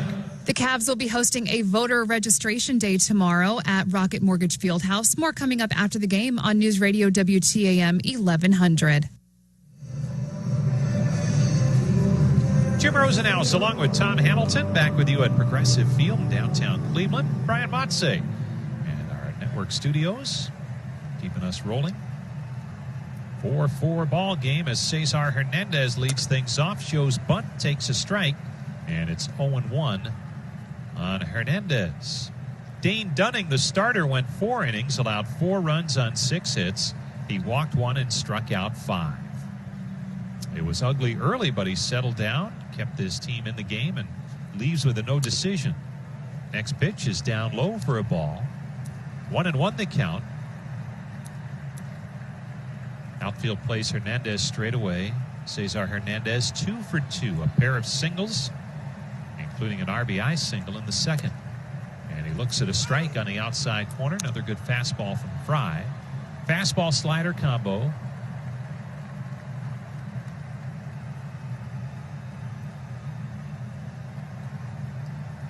Now Fry has the sign. Here's his 1-2. Low and inside. 2-2 the count. Fry, born in Portland, lives in Vancouver, Washington. Went to Oregon State. Fine career out there for a very good college baseball team program. Now the 2-2 bounced in there for ball 3. Hernandez, Ramirez, and Santana will get it started for the Tribe as they look to retake the lead here in the bottom of the 5th. After the White Sox showed some of that thunder, man, they can strike in a hurry. Abreu 2-run single. Jimenez 2-run home run. Just like that, we're tied at 4. Here's the 3-2. Waved at and missed, strike 3. Ball dropped by Grandal. And he will tag out Hernandez and then throw down to first. So they made sure on every possible count that Hernandez is out. Strikeout, tagged him, threw to first too. 1 out. Brings up Jose Ramirez, who went deep again. 3-run home run back in the first inning to give the Indians the early lead. His 3rd home run in 2 days and 16th on the season. Then he bounced to short in the 2nd. Switch hitter turns around, bats from the right side against the left-hander, Jace Fry. Here's the pitch, and it's low and in for ball 1. A year ago, Fry was a key piece in that White Sox pen. 68 games, 3-4 with an ERA of 4.75. This is 4th major league season. The 1-0. Down low, 2-0. 3rd round pick of the White Sox back in 2014. Jose Ramirez awaiting the 2-0 pitch. Here it comes. And it's down low, ball 3. When you see now with the success he's had recently, pitchers being a lot more careful now with Jose Ramirez. 3-0 pitch on the inside corner for a strike. Cal Quantrill had been up in the Tribe bullpen. Looks like he sat down. And the next pitch to Ramirez is in tight, ball 4. He draws a 1-out walk. And Carlos Santana will step to the plate. Time for tonight's Cleveland Indians memorable moment, brought to you by the J.M. Smucker Company, headquartered in Northeast Ohio. Smucker's makes food that people and pets love. And we take you back to this date, 1996. Big day for Tony Pena. Went 3 for 4 with 4 runs driven in. Pena spent 3 seasons with the Indians, part of an 18-year career. And, of course, most remembered for his walk-off extra-inning home run in the 1995 postseason opener. The first game played here in the postseason. First time the Indians had been in the postseason since 1954. Here's the 1-0. And it's down low. 2-0 the count on Santana. 1 out. Runner at first base, that is. Jose Ramirez leads the team in stolen bases with 10. He's only been caught twice.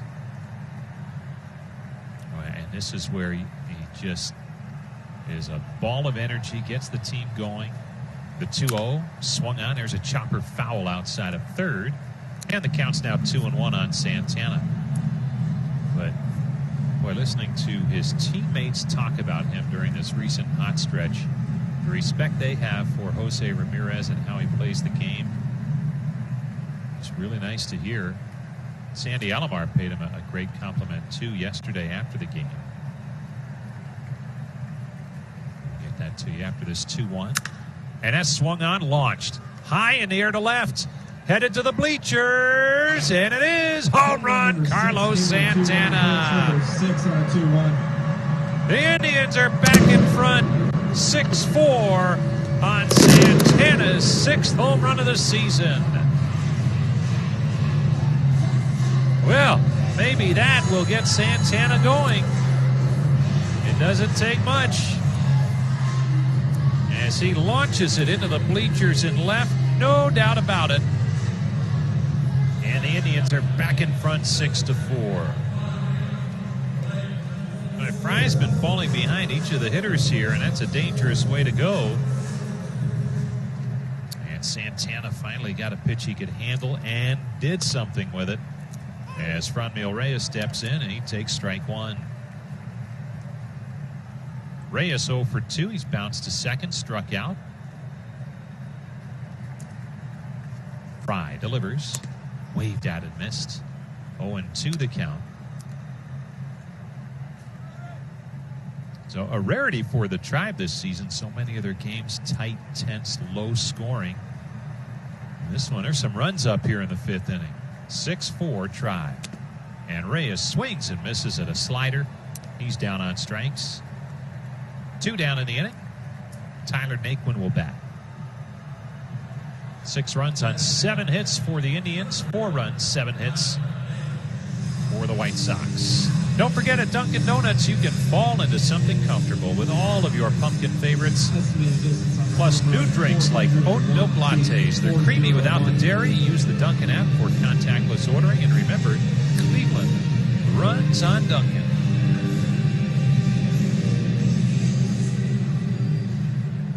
Naquin's 0 for 2. He has grounded to first and fly to left. Pitch to him, slider on the outside corner, strike one.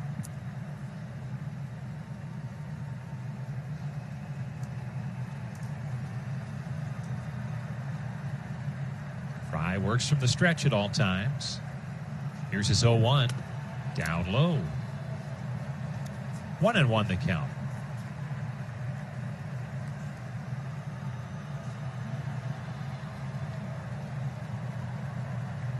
Fry sets at the belt. The 1-1. Swung on, looped foul, and that's out of play, off to the left. 1-2 the count on Naquin. Tyler Naquin with that great comeback from major knee surgery last September.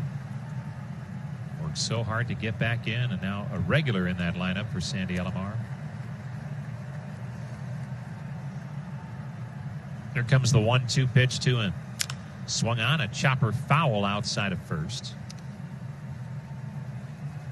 Trying to figure out a left-handed pitcher here. That's been a challenge for Naquin so far this season. He hasn't faced many, but opportunity here to hit against the lefty Fry.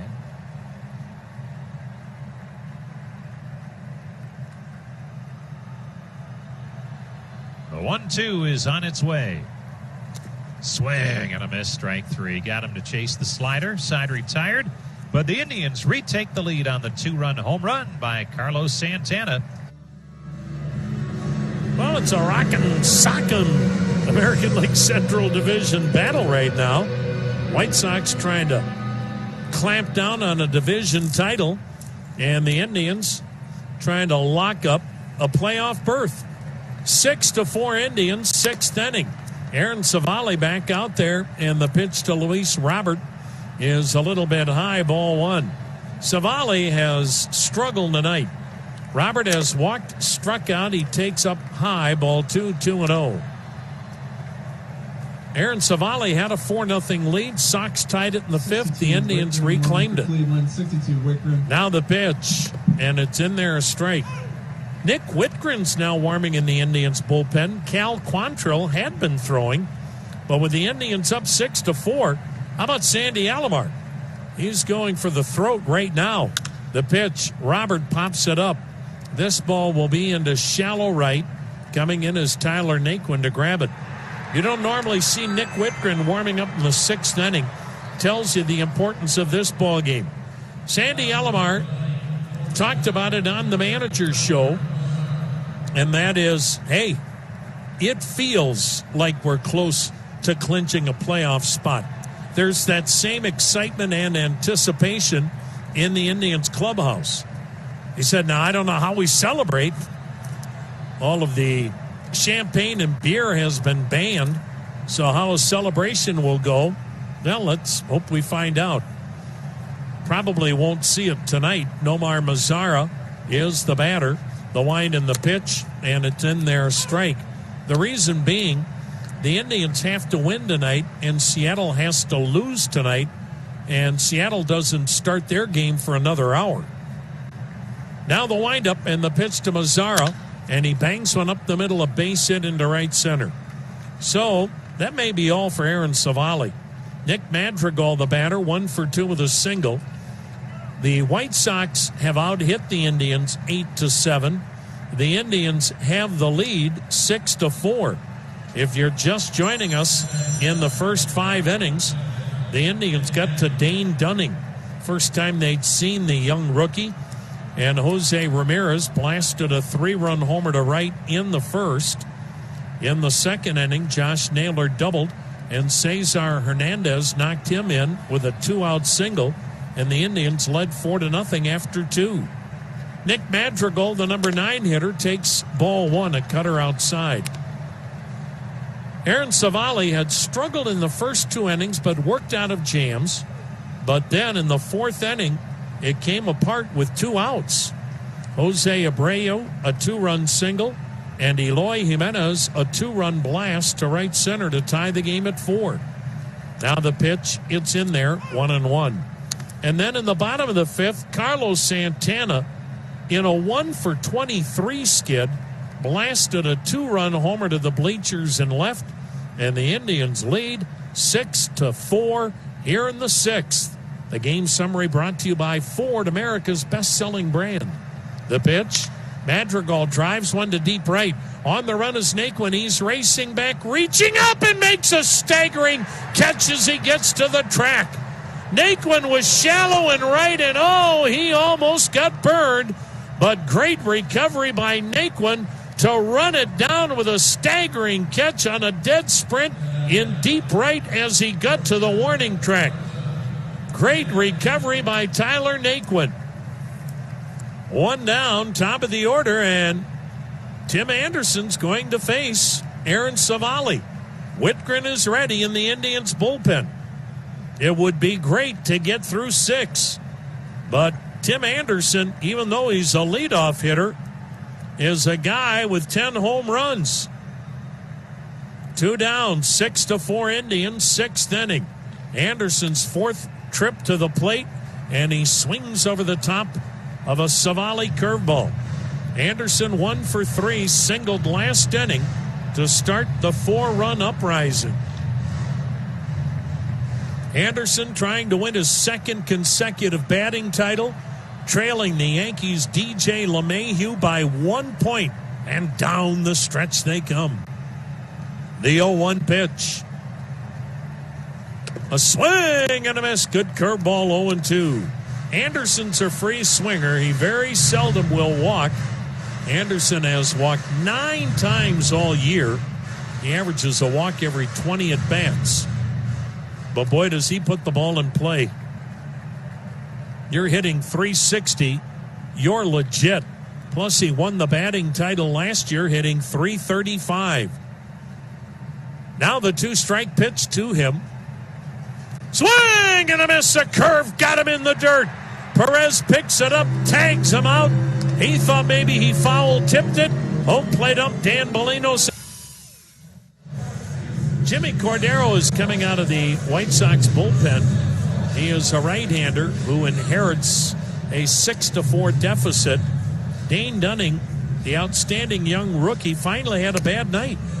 He had a .233 ERA. He had a .163 batting average against. But the Indians got to the youngster tonight, and he gave up 4 runs on 6 hits in 4 innings.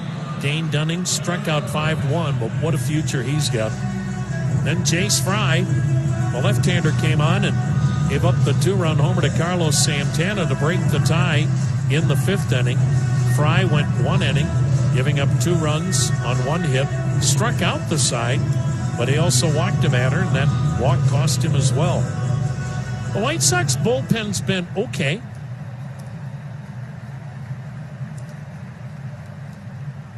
Roberto Perez facing the right-hander Jimmy Cordero, and the pitch swung on, fouled at the plate, strike 1. That got a piece of the catcher Grandal. it's not that the White Sox have a bad bullpen, by no means. But it may not be as dominant as some bullpens. Alex Colomé, he's one of those starters.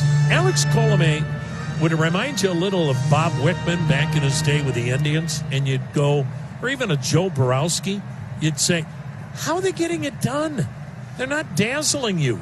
But at the end of the game, they were always shaking hands with their teammates because they got it done. It's kind of how Colomé's been for the Sox this year. The 0-1, outside a ball, 1-1. Colomé, 15 saves like the Indians' Brad Hand. Cordero now, in his 27th appearance, he's 1-2 with a save, but he's got a high ERA of 4.76. Roberto Perez has grounded out, struck out. Righty-righty matchup. Perez takes down and away. Ball 2-1. Cordero primarily throws sinking fastballs and changeups. He can throw curveballs and sliders, but not a ton of them. Right-hander throws across his body as he's partially angled to the hitter with his back to him. Perez nubs one down the third base line. Cordero bare hand grab, throws to first and got him. Well, Cordero threw the ball harder there than he did at any time pitching to Perez, and he made a heck of a play. And Perez, in a bang-bang play, is retired at first as Cordero went to the line with a bare hand grab and throw. Good play by the big guy. That is out number one. Here's Josh Naylor. He has swung the bat as well tonight as we have seen him swing it in his time with the Indians. Line drive double off the wall in dead center. Line drive single to center. Boy, would this again be a mammoth bonus if Naylor would get hot. The set in the pitch. He swings, grounds it up the middle. The shortstop Anderson's playing him that way and throws him out. 2 down. Here's Delino DeShields. Indians with a 6-4 lead in the 6th inning, which is brought to you by Great Lakes Brewing Company. Enjoy the crack of the can and the roar of the crowd with Great Lakes Brewing Company, the official craft beer of the Cleveland Indians. Cordero, now 28 years of age, 6'4", 235.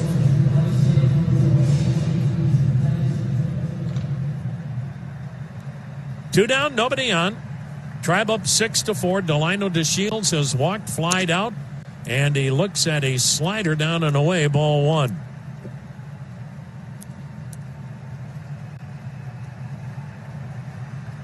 Cordero, a guy that has been waived 3 times in 1 year. The pitch in there, a called strike, 1-1. 97 miles an hour. How do you get waived 3 times last year throwing 97 miles an hour? Washington, Toronto, Seattle all waived him. Now the 1-1, way outside, a slider ball 2-1. You throw 97, you keep getting chances. Not many guys get waived 3 times in 1 year. You have to be pretty good to get waived 3 times in 1 year. Now the 2-1, swung on a little bouncer, weakly hit to short, charged by Anderson, gloves, throws from the grass, got to Shields. Good play by Tim Anderson. Good inning for Jimmy Cordero. Nick Whitgren's out of the Indians bullpen to work this 7th inning. The Indians with a 6-4 lead on the White Sox. Aaron Savali, well, certainly not his best outing, but boy, he gives you 6 innings again.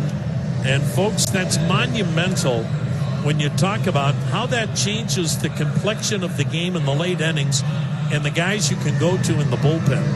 And Aaron Savali goes 6 innings for the 11th consecutive time this year. And he's got another streak on the line. Aaron Savali is 5-0 in his career when he gets 3 runs or more. The Indians tonight lead 6-4, 7th inning. And Nick Whitgren, fastball slider change, facing Yohan Moncada, and it's in there, a first pitch strike. Your 6 inning totals: Cleveland 6 runs, 7 hits, 1 error. 3 men stranded. Chicago 4 runs, 8 hits, no errors, 6 men left on. Moncada taking, it's outside. That'll even the count at 1-1. Aaron Savali, 6 innings, giving up 4 runs on 8 hits, struck out 6, and walked 3. Nick Whitgren, who's been lights out again this season, his second with the Tribe, delivers to Moncada, who waves at it, and the count 1 ball, 2 strikes. Nick Whitgren's 23rd outing, 2-0 with a save, ERA 3.05. Opponent's batting average against him, 181. Averages a strikeout an inning. He delivers, and Moncada takes outside, ball 2, 2-2. Well, the bullpen, because of Aaron Savali's 6 innings now, is set up to go Whitgren, Karinchak, and Hand, just the way the Indians would like it. Tribe with a 2-run lead, 7th inning, the pitch. Swing and a miss. Whitgren got him with a good changeup. Boy, that changeup, he's gone to much more this year than in the past, and it's been a beauty. Yasmani Grandal is 1 for 3 with a double. So Aaron Savali tonight, by going 6 innings, all 11 starts this year, he's gone 6 innings or more. And that's best in Major League Baseball, along with Lance Lynn of the Texas Rangers. And managers and bullpens really appreciate that consistency. Grandal swings and misses at the fastball. The switch-hitting catcher batting left-handed. Doubled in the 5th when the Sox scored their 4. All of them with 2-out hits. Indians load up the right side of the infield. The pitch. Grandal taking, it's in there, called strike.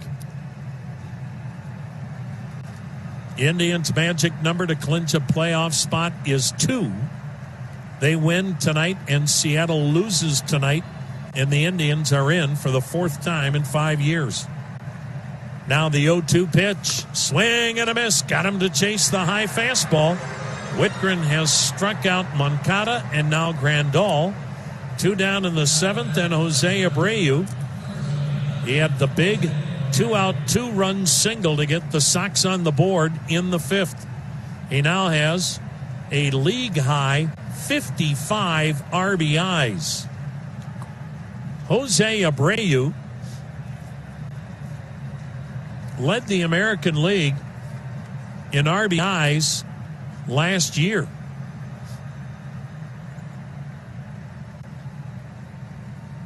It's amazing to think, as the set by Nick Whitgren, the pitch to Abreu on the outside corner strike. Frank Thomas never led the American League in RBIs. That is stunning to me. Only Dick Allen and Jose Abreu have led the American League in RBIs wearing a White Sox uniform. Not the Big Hurt. The 0-1, low 1-1. It may go back a little bit, though. We had a conversation earlier in the year when the Reds were playing the Indians and Joey Votto, the amount of walks that they take in an RBI spot in the batting order. Sometimes they're not driving in the runs, instead taking a walk. Oh, and that used to bother some of Thomas's teammates. The 1-1, swing and a miss, chased the slider down and away, 1-2. Look, Frank Thomas is a Hall of Famer. But he had teammates that would say to him, hey, look, walks in your batting average, that's all great. We need you to expand a little bit, drive a run in. But it's still stunning to me he never led the league in RBIs. The pitch, swing and a foul straight back. We'll do it again at 1-2 on Jose Abreu. But people forget what a great hitter Dick Allen, Richie Allen, whatever he was going by, whatever year it was, depended on his mood. He was a really good hitter. Swung the heaviest bat ever, I think. I mean, he's a borderline Hall of Famer. Yes. 6-4, Indians lead it. 7th inning, bases empty, 2 down, and the pitch. Outside a ball, 2-2. Cooper Tire, it's a proud partner of the Indians. Go with the Coopers.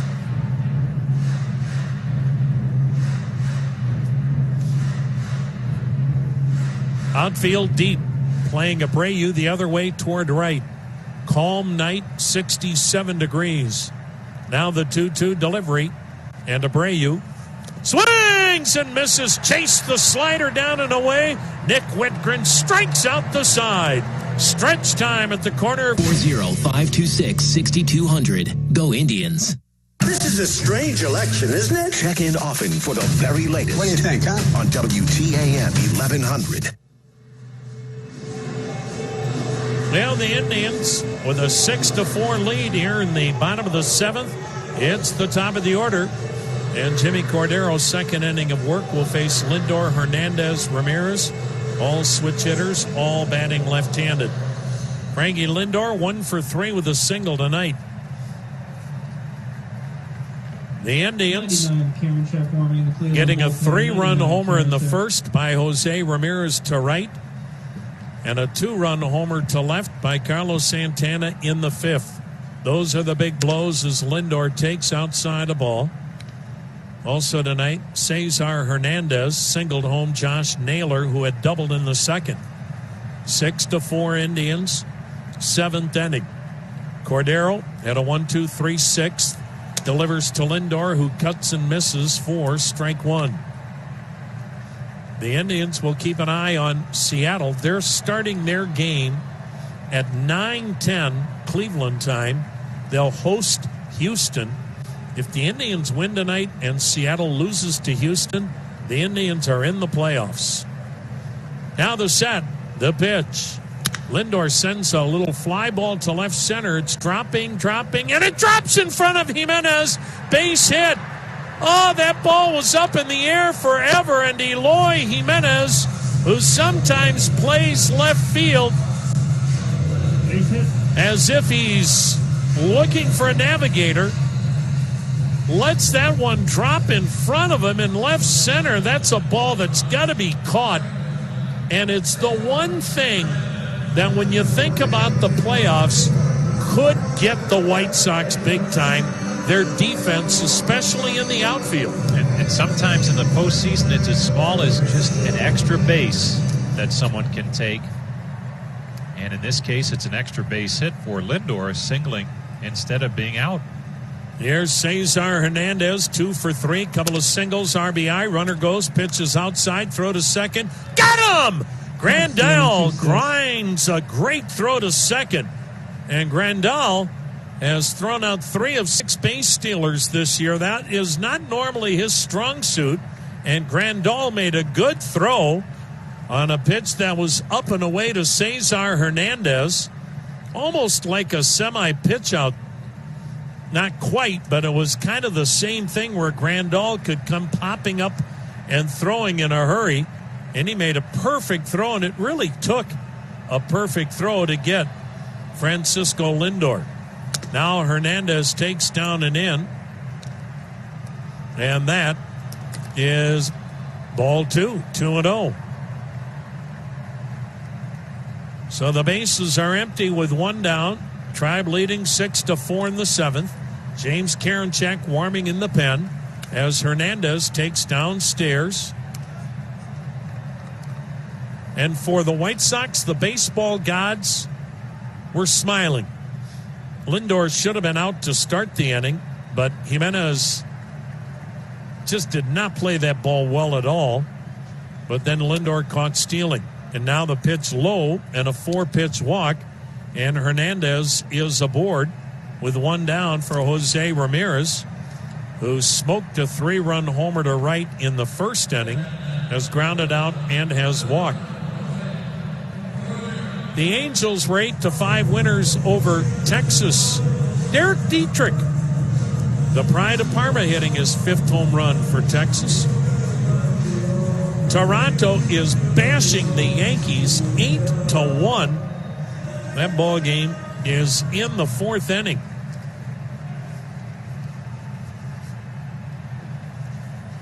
Now the set, the pitch, and it's swung on, ripped to right. Down the line it goes. Fair ball. It'll scoot to the wall. Ramirez on his way to second. Hernandez is stopped at third, and the Indians have something cooking. And that caught stealing is huge on the great throw by Yasmani Grandal. So Jose Ramirez with a homer tonight, his 16th, and now his 11th double. And he continues to be a one-man wrecking crew.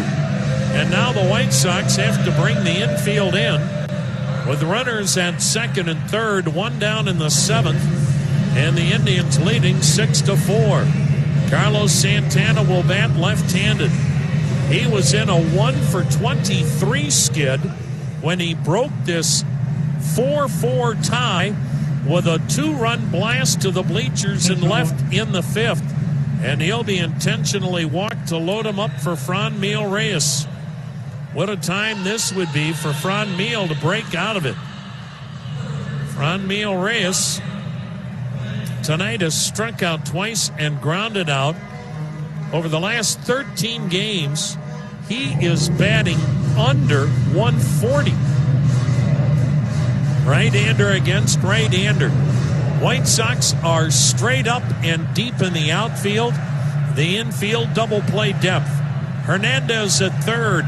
Ramirez at second. Santana at first. 1 out, seventh inning, 6-4 Cleveland. Cordero is ready. Here it comes. And it's a fastball strike. Tampa Bay blanking the Mets tonight, 2-0 in the fifth. St. Louis leading Kansas City 1-0 in the second. Get you caught up on the scores thanks to the folks at Cohen and Company. Cordero is ready. Here's the 0-1 pitch. Down low, a hard sinker at 99 miles an hour, like hitting the proverbial bowling ball. 1-1 the count. Washington a 3-1 lead on Philly in the sixth. Cincinnati leads Milwaukee 2-1 in the seventh. Cubs shutting out Pittsburgh 2-0 after 5. And Atlanta leads Miami 5-3 after 3. Here, Tribe 6, Sox 4. Bases loaded, 1 out, bottom of the seventh. The pitch, a swing and a miss. Chased the slider that was outside.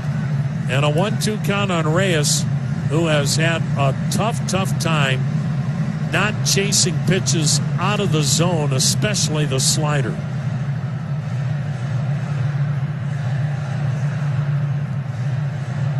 One and two the count. Cordero looking for a double play ball or a strikeout.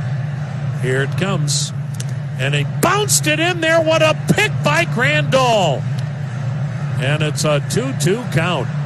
The score is brought to you by Cohen and Company, with offices throughout Northeast Ohio. Cohen and Company's CPAs and consultants help private businesses find opportunities to stay strong. Learn more at cohencpa.com/baseball. Now the 2-2 delivery. Swung on, lifted in the air to deep right center. Robert on the run, on the track, near the wall, makes the catch. Tagging and scoring Hernandez. Tagging and going to third is Ramirez. And coming through with a big-time sac fly to the wall in right center is Franmil Reyes. And the Indians lead it 7-4. Reyes with his 29th RBI. And that's a mammoth insurance run for the Indians here in the seventh inning. And runners now at the corners with 2 men out. And Tyler Naquin, the batter, tonight he is 0 for 3 and now hitless in his last 13 at-bats.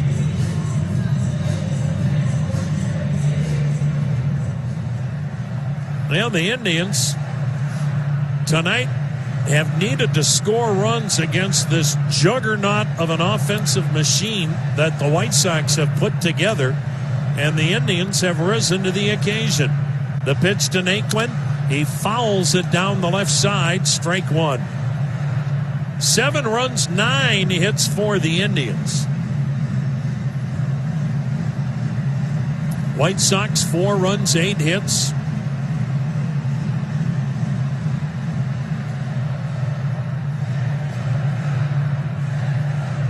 Cordero's ready. The 0-1. Swung on, ripped to right, down the line, hooking foul. It's an 0-2 count. Acting manager Sandy Alomar was talking about how you don't assume that you're in the playoffs, even though it's pretty much a foregone conclusion the Indians are in. He said, hey, look, I was with the Mets when the Mets had a 7-game lead with 9 games to go and lost. The pitch, runner goes, pitch fouled at the plate. That got a piece of the catcher Grandal, and the count stays 0-2. There have been historical collapses. That's one of the most recent, when the Mets blew that 7-game lead with 9 to play. And Sandy Alomar said, when that happens and you're a part of it, you never forget it. And thus, even though the Indians are all but assured of playing in the expanded playoffs, there isn't anybody that wears a uniform that'll ever talk about it until it's a mathematical clinch. When it's over and you know you're in, then you're ready. Otherwise, you try to shy away from the topic. The next pitch swung on a little floater into left center. Who knows what'll happen here? A sliding catch by Jimenez. Well, I'll say one thing about Jimenez in left. He's not dull. Indians lead the White Sox inning, and they always play the theme song, basically, it seems like, from Major League. Ricky Vaughn and Wild Thing.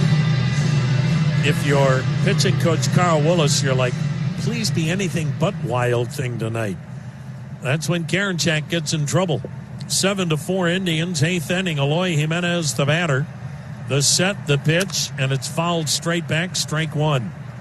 Well, Eloy Jimenez will never win a Gold Glove in left field, but this guy is one of the best young hitters in the game, and whatever runs he may lose for his club out in left field, he more than makes up for at the plate. Tonight, 2 infield singles and a 2-run homer to right center. His 14th homer, giving him 41 RBIs. Now the set, now the 0-1 pitch. Outside a ball, 1-1. Karinchak, mid-90s fastball and that hammer curve with that 12-6 action. Karinchak, no wins, 2 losses, 3 saves, a .263 ERA in 24 appearances. Karinchak sets, hands at the belt, lets it fly, and the pitch swung on, a high bouncer to short. Lindor with a chest-high hop throws out Jimenez. Well, that guy runs hard every time, too. Looked like he had hurt his foot earlier in the game, but he's still running well. And he made it close at first. He's out number 1. He's a big man who, at 6'4", 235, you love the effort of Jimenez. Karinchak this year, in 24 innings, has struck out 46. The problem is 15 walks in 24 innings. Edwin Encarnacion 0 for 3. You wouldn't think he could catch up to the fastball, and there's one of them, swung on and missed. Encarnacion's bat has slowed down, and it should. He's 37. And right now, guys like Karinchak should be able to dispose of Encarnacion with heaters around the letters. The 0-1 pitch, and it's swung on, skied in the air to right, not deep, down the line, foul ground. Naquin can't get there as it's in that netting area. Another fastball. Encarnacion was way late on it. Now, what you could do now if you're Karinchak, but don't hang it, bounce a curveball in there, because Encarnacion would probably start his swing so early that he'd have a hard time checking on it. But we'll let James Karinchak and Roberto Perez figure that out. They may just stay with the hard stuff. 7-4 Indians, 8th inning. Karinchak's ready. Here it comes. And he threw him a curve in the dirt. He didn't go. 1-2 the count. See your Northern Ohio GMC dealers for attractive offers. GMC, we are professional grade. Indians put 3 on the left side of the infield. Encarnacion's had some kind of a career. The pitch to him. Swing and a miss. Curveball got him. That's 10 strikeouts for Indians pitching tonight. That is out number 2 in the 8th inning. Indians with a 7-4 lead. Luis Robert, the batter, 0 for 2 with a walk. Man, go figure, huh, Rosie? The Indians split 10 games with the Royals. If they win tonight, they're 5-2 against the best team in the division. And if they play them next week in the postseason, that won't mean a darn thing. You Well, would that's think. true. That's right. You're right. 2 down for Luis Robert, 0 for 2 with a walk. The set, the pitch, and he's in there with a curveball. Yeah. But I still agree with you from what you said earlier. I don't think the White Sox want any part of the Indians starting pitching in a short series. I don't think anybody does. No. That pitch, low, 1 ball, 1 strike. Especially, like you say, in a 3-game series, who wants to face Shane Bieber? Who wants to face Zach Plesac, for that matter? Now the set, now the 1-1 pitch. Down low, a curve, 2-1. And that's not to say they don't have a bad game. It happens. I mean, at the other end of the spectrum, who wants to face Lucas Giolito and Dallas Keuchel? Yeah. Or this White Sox lineup? I think that's the key. Look how quick tonight's game turned around when the Indians had a 4-0 lead, cruising. Sox are never out of a game. The pitch sails high, 3-1 the count. It'd be fun. That was the opening round matchup. I just want the Twins to have to play the Yankees. Did you see after they clinched the postseason spot? No. They were all saying, well, you know, this will be our chance. Yeah. We'll play whoever. Yeah, okay. 3-1. Up high, walked him. You know how many Christians at the old Roman Coliseum went in there and go, you know what, I don't think the Lions are that hungry today. I think they're going to let us just hang around. Is that how that went? Chomp. Luis Robert is aboard with a 2-out walk. Well, the Twins have to say that. Yeah. They're 2-16 against the Yankees in 6 postseasons in which the Yankees have used them as a doormat. Here's Nomar Mazara, 1 for 3 with a single. Roberts at first, 2 down in the 8th. 7-4 Indians, but as Rosie said, it was 4-0 Indians in the 5th, and with 2 blinks of an eye, it was 4-4. Now the set by Karinchak and the pitch, and it's a strike on the heater. Too many times Karinchak gets away from that fastball. The good Lord didn't make that many guys that throw at 95, 96 use it. Mazara, 1 home run this year for a guy averaging 20 a year. Now the pitch to Mazara, and it's a fastball outside by a tick. 1 ball, 1 strike. 7-4 Indians, 8th inning, a runner on, 2 down. Frankie Lindor, the Tribe shortstop, directly in back of the bag at second. The outfield just a shade toward left. Well, one time Mazara looked like a future superstar. Now the set and the 1-1 to him. A swing and a foul tip into the glove of Perez. He's staying with the Heat. 1-2 the count. Dollar Bank is proud to be the official retail bank of the Indians. Dollar Bank continues to be fully committed to customer needs and has been since 1855. Karinchak trying to keep this 3-run lead in the 8th. He's ready. Here it comes. And Mazara fouls it over the screen behind the plate and will do it again at a ball and 2 strikes.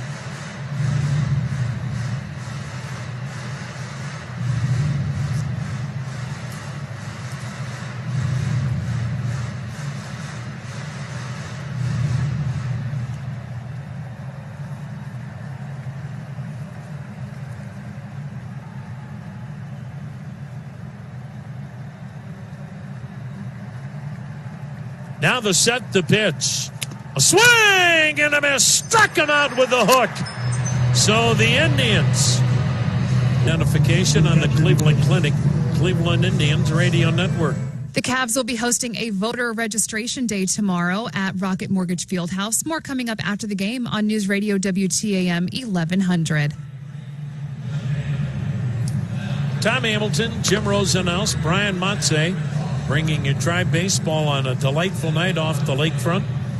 The Indians lead the White Sox 7-4. James McCann now catching and Matt Foster pitching. This is interesting because Foster's entering a game with his club down 3, and he's one of the White Sox best relievers. In 19 outings, he's 5-0 with a save and a 188 earned run average, more than a strikeout an inning, and a 169 batting average against him. But he's going to pitch here, even though his club is down 3. Bottom third of the Indians order. Indians closer Brad Hand getting ready. Catcher Roberto Perez 0 for 3, and he takes a first pitch strike. Foster throws in the mid-90s, fastball, slider, changeup. He spent 1 year at Alabama as a relief pitcher after being in junior college for 2 years. Good draft pick by the Sox. The pitch, and it's in there, a strike, 0-2, and he's another guy that came 4 years ago. What a 2016 draft for a lot of teams. 20th round pick. Boy, and he's making his mark in the White Sox bullpen. Now the set. Now the pitch. Perez takes a little bit high, evidently. 1-2. Hey, to get your best deal on any new or used car, go to Sunnyside Honda. They're at I-71 and Pearl Road in Middleburg Heights. Check out their inventory, their current specials at sunnysidehonda.com. Foster's ready, and the pitch. Fastball just... Oh, another delayed call by Dan Bellino. Well, it's almost like he's rubbing it in. Strike out for the out. Perez just laughing on his way back to the dugout. That's all he can do. Josh Naylor, the batter. Naylor 2 for 3, a double and a single. He swung the bat as well tonight as he has at any point since coming in that mammoth trade for Mike Clevenger with the Padres. Indians have had some contributions tonight from a couple of guys that have been struggling. Here's the set and the pitch to Naylor. And Naylor swings and drives it to deep right. Down the line it goes, off the top of the wall. Naylor going for 2. Mazara's throw offline. A feet first sliding double, and Naylor comes off the bag, and he might be hurt. He went late into second with a hard feet first slide, and the Indians are going to have to come out and look at him. That was a late slide by Naylor, and he's limping as he goes to get his batting helmet, which is always flying off his head. But he's got his second double tonight to go with a single, and again he barely missed a home run, this time high off the wall in right, and that late feet first slide, and boy, he is leaving the ball game. That is not good. Looked like he turned the right ankle, and that's what happens when you slide late. And so Oscar Mercado is going to run for him. Now, Mercado probably would have been coming into the game defensively anyway for Naylor, and what you hope is that this is just a precautionary move and that Naylor's going to be okay, because tonight this is the Josh Naylor the Indians really envisioned, and quite frankly, everybody loved. You don't become a first-round pick unless people think you can hit. So he's had 2 doubles and a single, but he leaves tonight looking like he turned that right ankle. Indians leading 7-4, runner at second, and the pitch is down low, ball 1 to the number 9 hitter, Delino DeShields, 0 for 2 with a walk. But talking about guys chipping in tonight that had been cold, Josh Naylor is certainly one of those. He has really swung the bat with authority tonight, ripping line drives all over the park. The throw to second, bat standing is Mercado. Josh Naylor, a double off the wall in dead center. A double off the wall in right. A single to center. Carlos Santana broke a 4-4 tie with a 2-run homer to left. Franmil Reyes getting a big sac fly down in the count with 2 strikes. Indians up 7-4, 8th inning. Now the pitch to DeShields, and it's a little outside or low, 2-0. Jose Ramirez, another 3-run homer tonight to right. That made it 3-0 in the first. Josh Naylor doubled in the second, scored on a Cesar Hernandez 2-out single. It was 4-0 Indians until the Sox erupted for 4 in the 5th inning, all with 2-out hits. In that 5th, Jose Abreu had a 2-run single, and Eloy Jimenez tied the game with a 2-run homer to right center. Bottom of the 5th, Carlos Santana broke the tie with a 2-run blast to the bleachers and left. And then Franmil Reyes, the sac fly in the 7th. 7-4 Indians here in the 8th. Now the right-hander's ready. Foster's pitch. Swung on, hit pretty deep to right center. Near the track to pull it down is the right fielder Mazzara. Tagging and going to third is Mercado. So DeShields gave it a ride to fairly deep right center. But he's out number 2, and now Francisco Lindor, switch hitter batting left-handed. Couple of singles tonight in 4 trips to the plate. 7-4 Indians. A runner at third with 2 down in the 8th.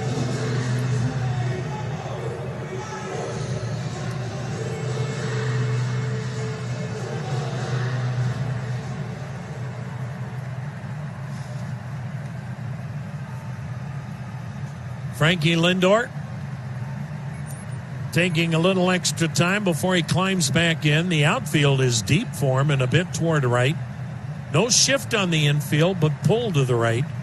Foster's ready. Chest high hold.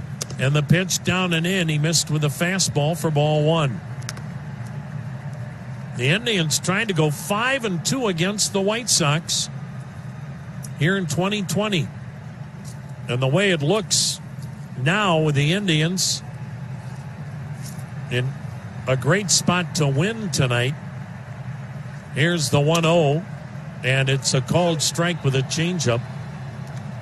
Look for Adam Pletko to get the start tomorrow night rather than Shane Bieber. Talked about it before, but the Indians would like to give Bieber and Plesac an extra day's rest this week so that in the playoffs next week they're working with 1 extra day's rest, not 2. An extra day's rest is fine. You start getting 2 extra days rest, that's when guys get out of their routine, can lose their sharpness and command. Now the 1-1 pitch. Lindor fouling it upstairs, 1-2. But it's the spot you want to be in if you're the Indians or any playoff team. And that is be able to set your rotation and use the people you want to use when you want to use them, rather than have to use them next weekend just to get into the playoffs. You might have a situation where you never get to go to your best pitcher in a best of 3. Now the 1-2 pitch. Lindor bounces one to the second baseman. Hip high hop handled by Madrigal. He'll throw Lindor out. So Brad.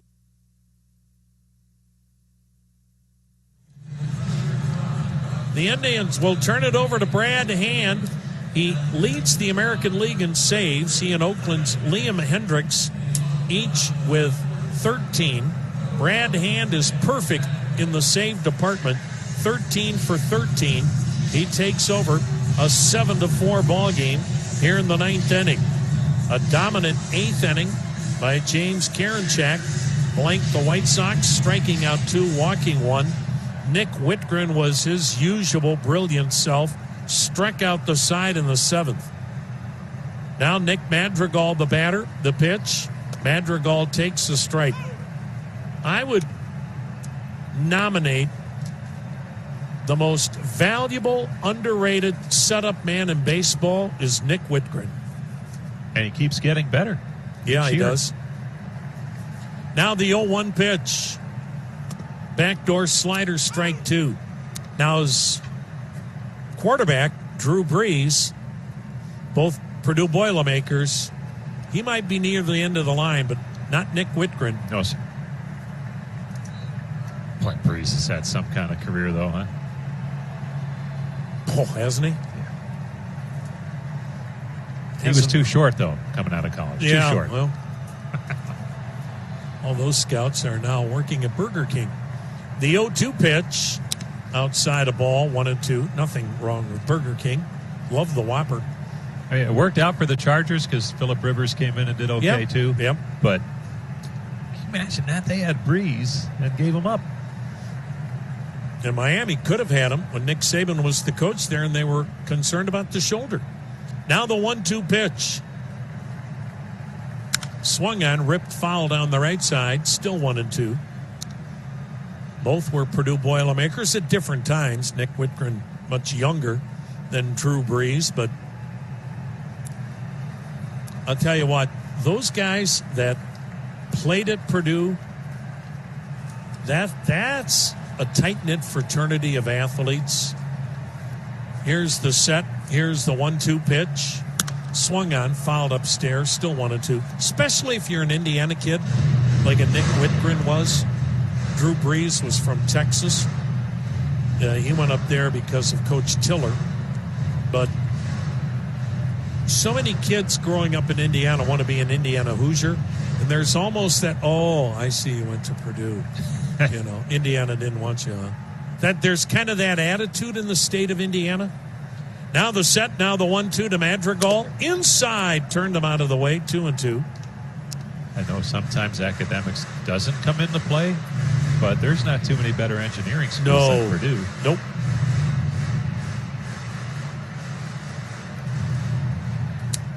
Trust me, there's some good spots to go to in West Lafayette.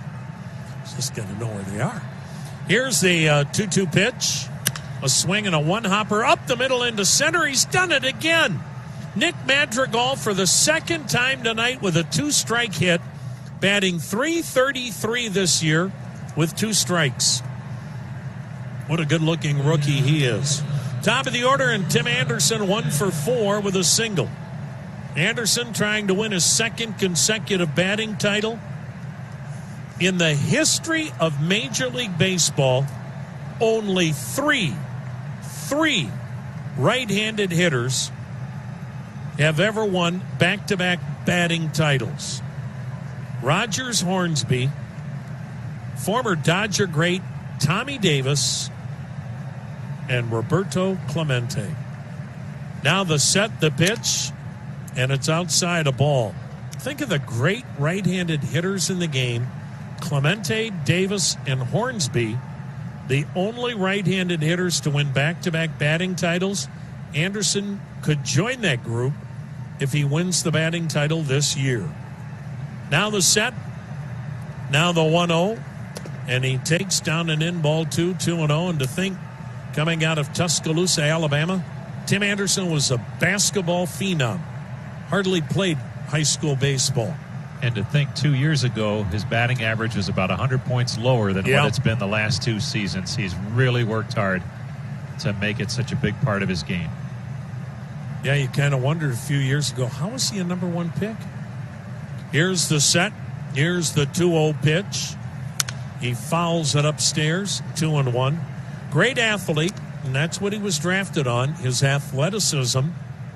He's not Frankie Lindor at short, but he's gotten better. The biggest thing you want, whether you're Tim Anderson or whoever the shortstop is, managers want one thing from their shortstop. They want that guy to be the guy they want the ground ball hit to in the late innings. Managers don't want to hold the breath in the late innings when a ball's hit to short. The pitch, and he socks it high in the air to deep center. Back is to Shields on the warning track at the wall. He jumps in. He made the catch! Scampering back to first is Madrigal. on a tremendous leaping catch at the wall in center by Delino DeShields. He made a tremendous leaping grab at the wall in dead center. He timed his leap perfectly.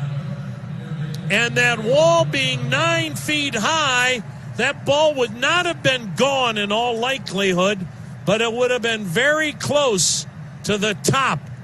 And Delino DeShields with a phenomenal catch for out number 1.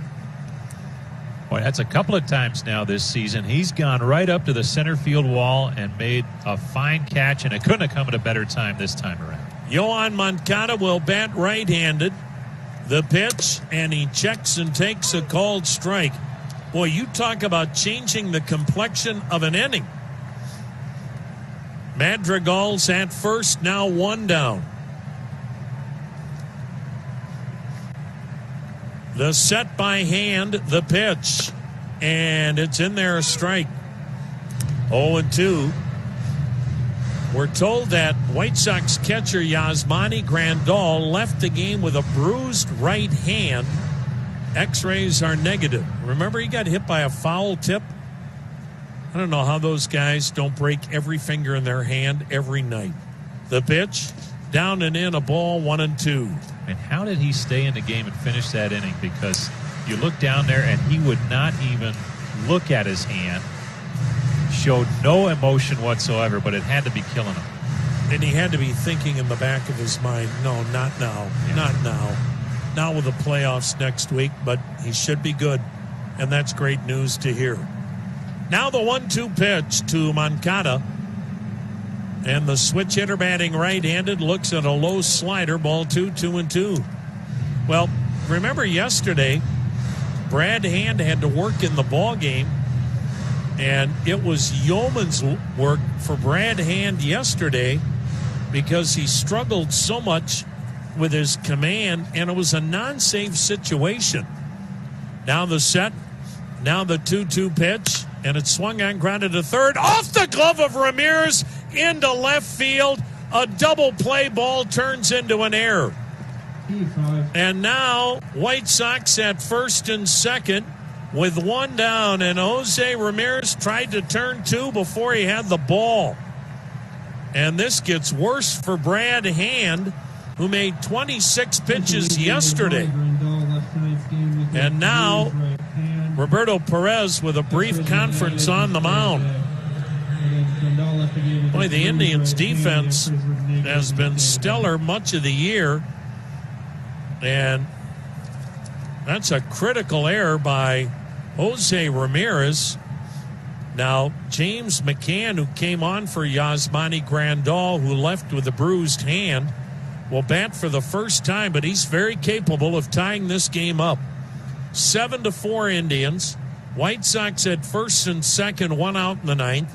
And here's another example why the White Sox are never out of a game with the kind of thump they bring to the plate.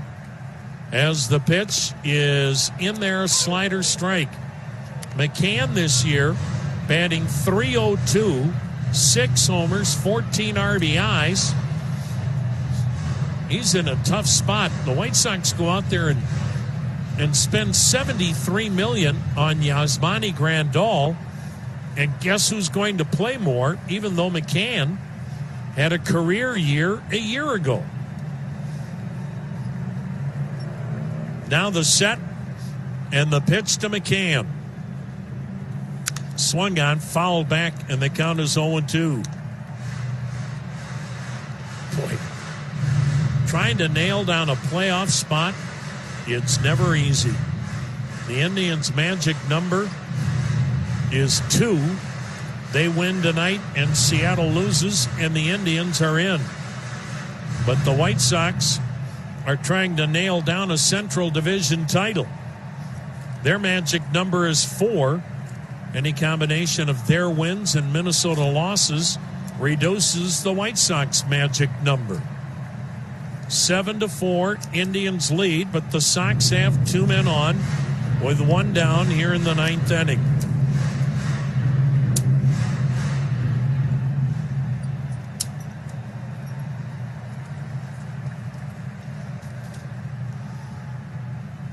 Brad Hand comes set at the belt, checks the runners, now delivers. McCann fouling it upstairs, and we will do it again. At no balls and 2 strikes. If you're wondering, in their career matchups, McCann against Brad Hand is 2 for 3. Small sample size, but advantage McCann.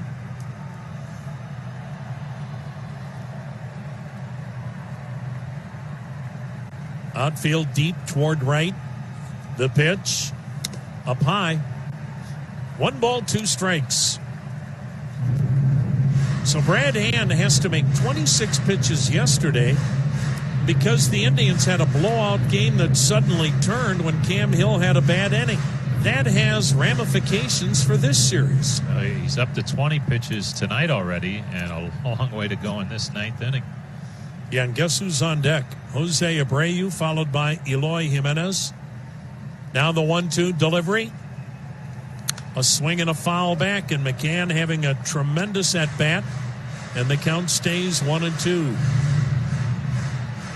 The White Sox, 5 times this year, have hit 5 home runs in a game.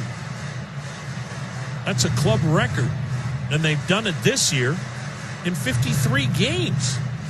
They're having the kind of year Minnesota had offensively a year ago, where it seemed like everybody in the lineup was hitting home runs every night.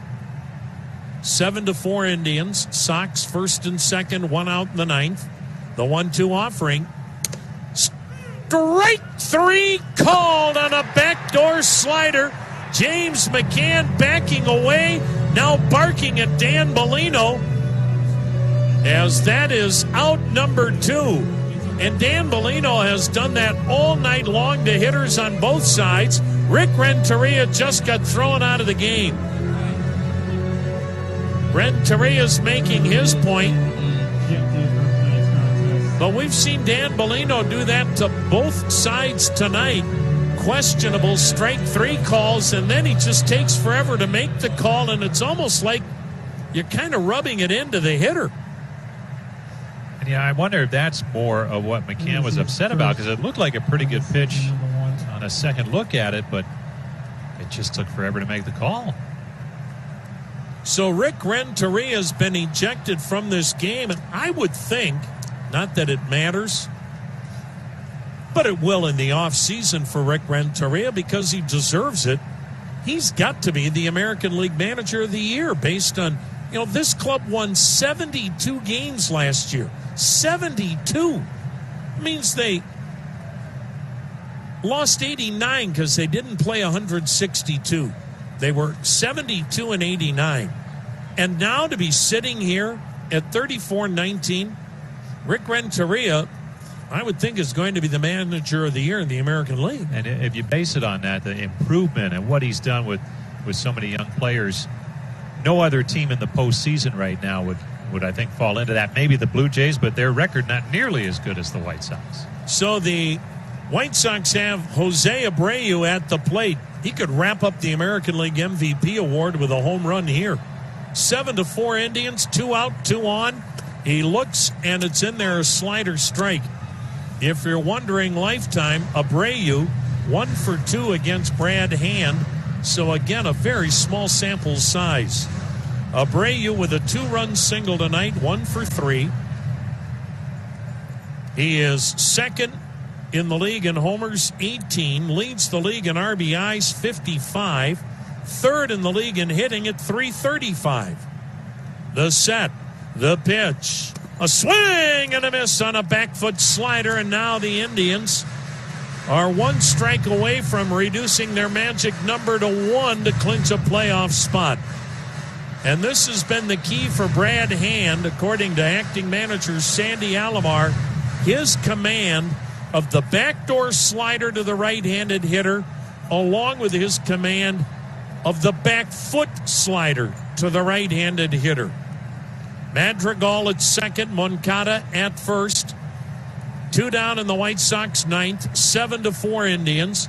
The 2-strike pitch to Abreu. and a slider that almost got him in the back foot. 1 ball, 2 strikes. Abreu with such great power the other way, and the Indians are playing him as if he were a left-handed pull hitter. The left fielder, Oscar Mercado, is in the gap in left center. Outfield deep. Infield back. 7-4 Cleveland. Sox at first and second. 2 down in the ninth. Abreu awaiting the 1-2 pitch from Hand.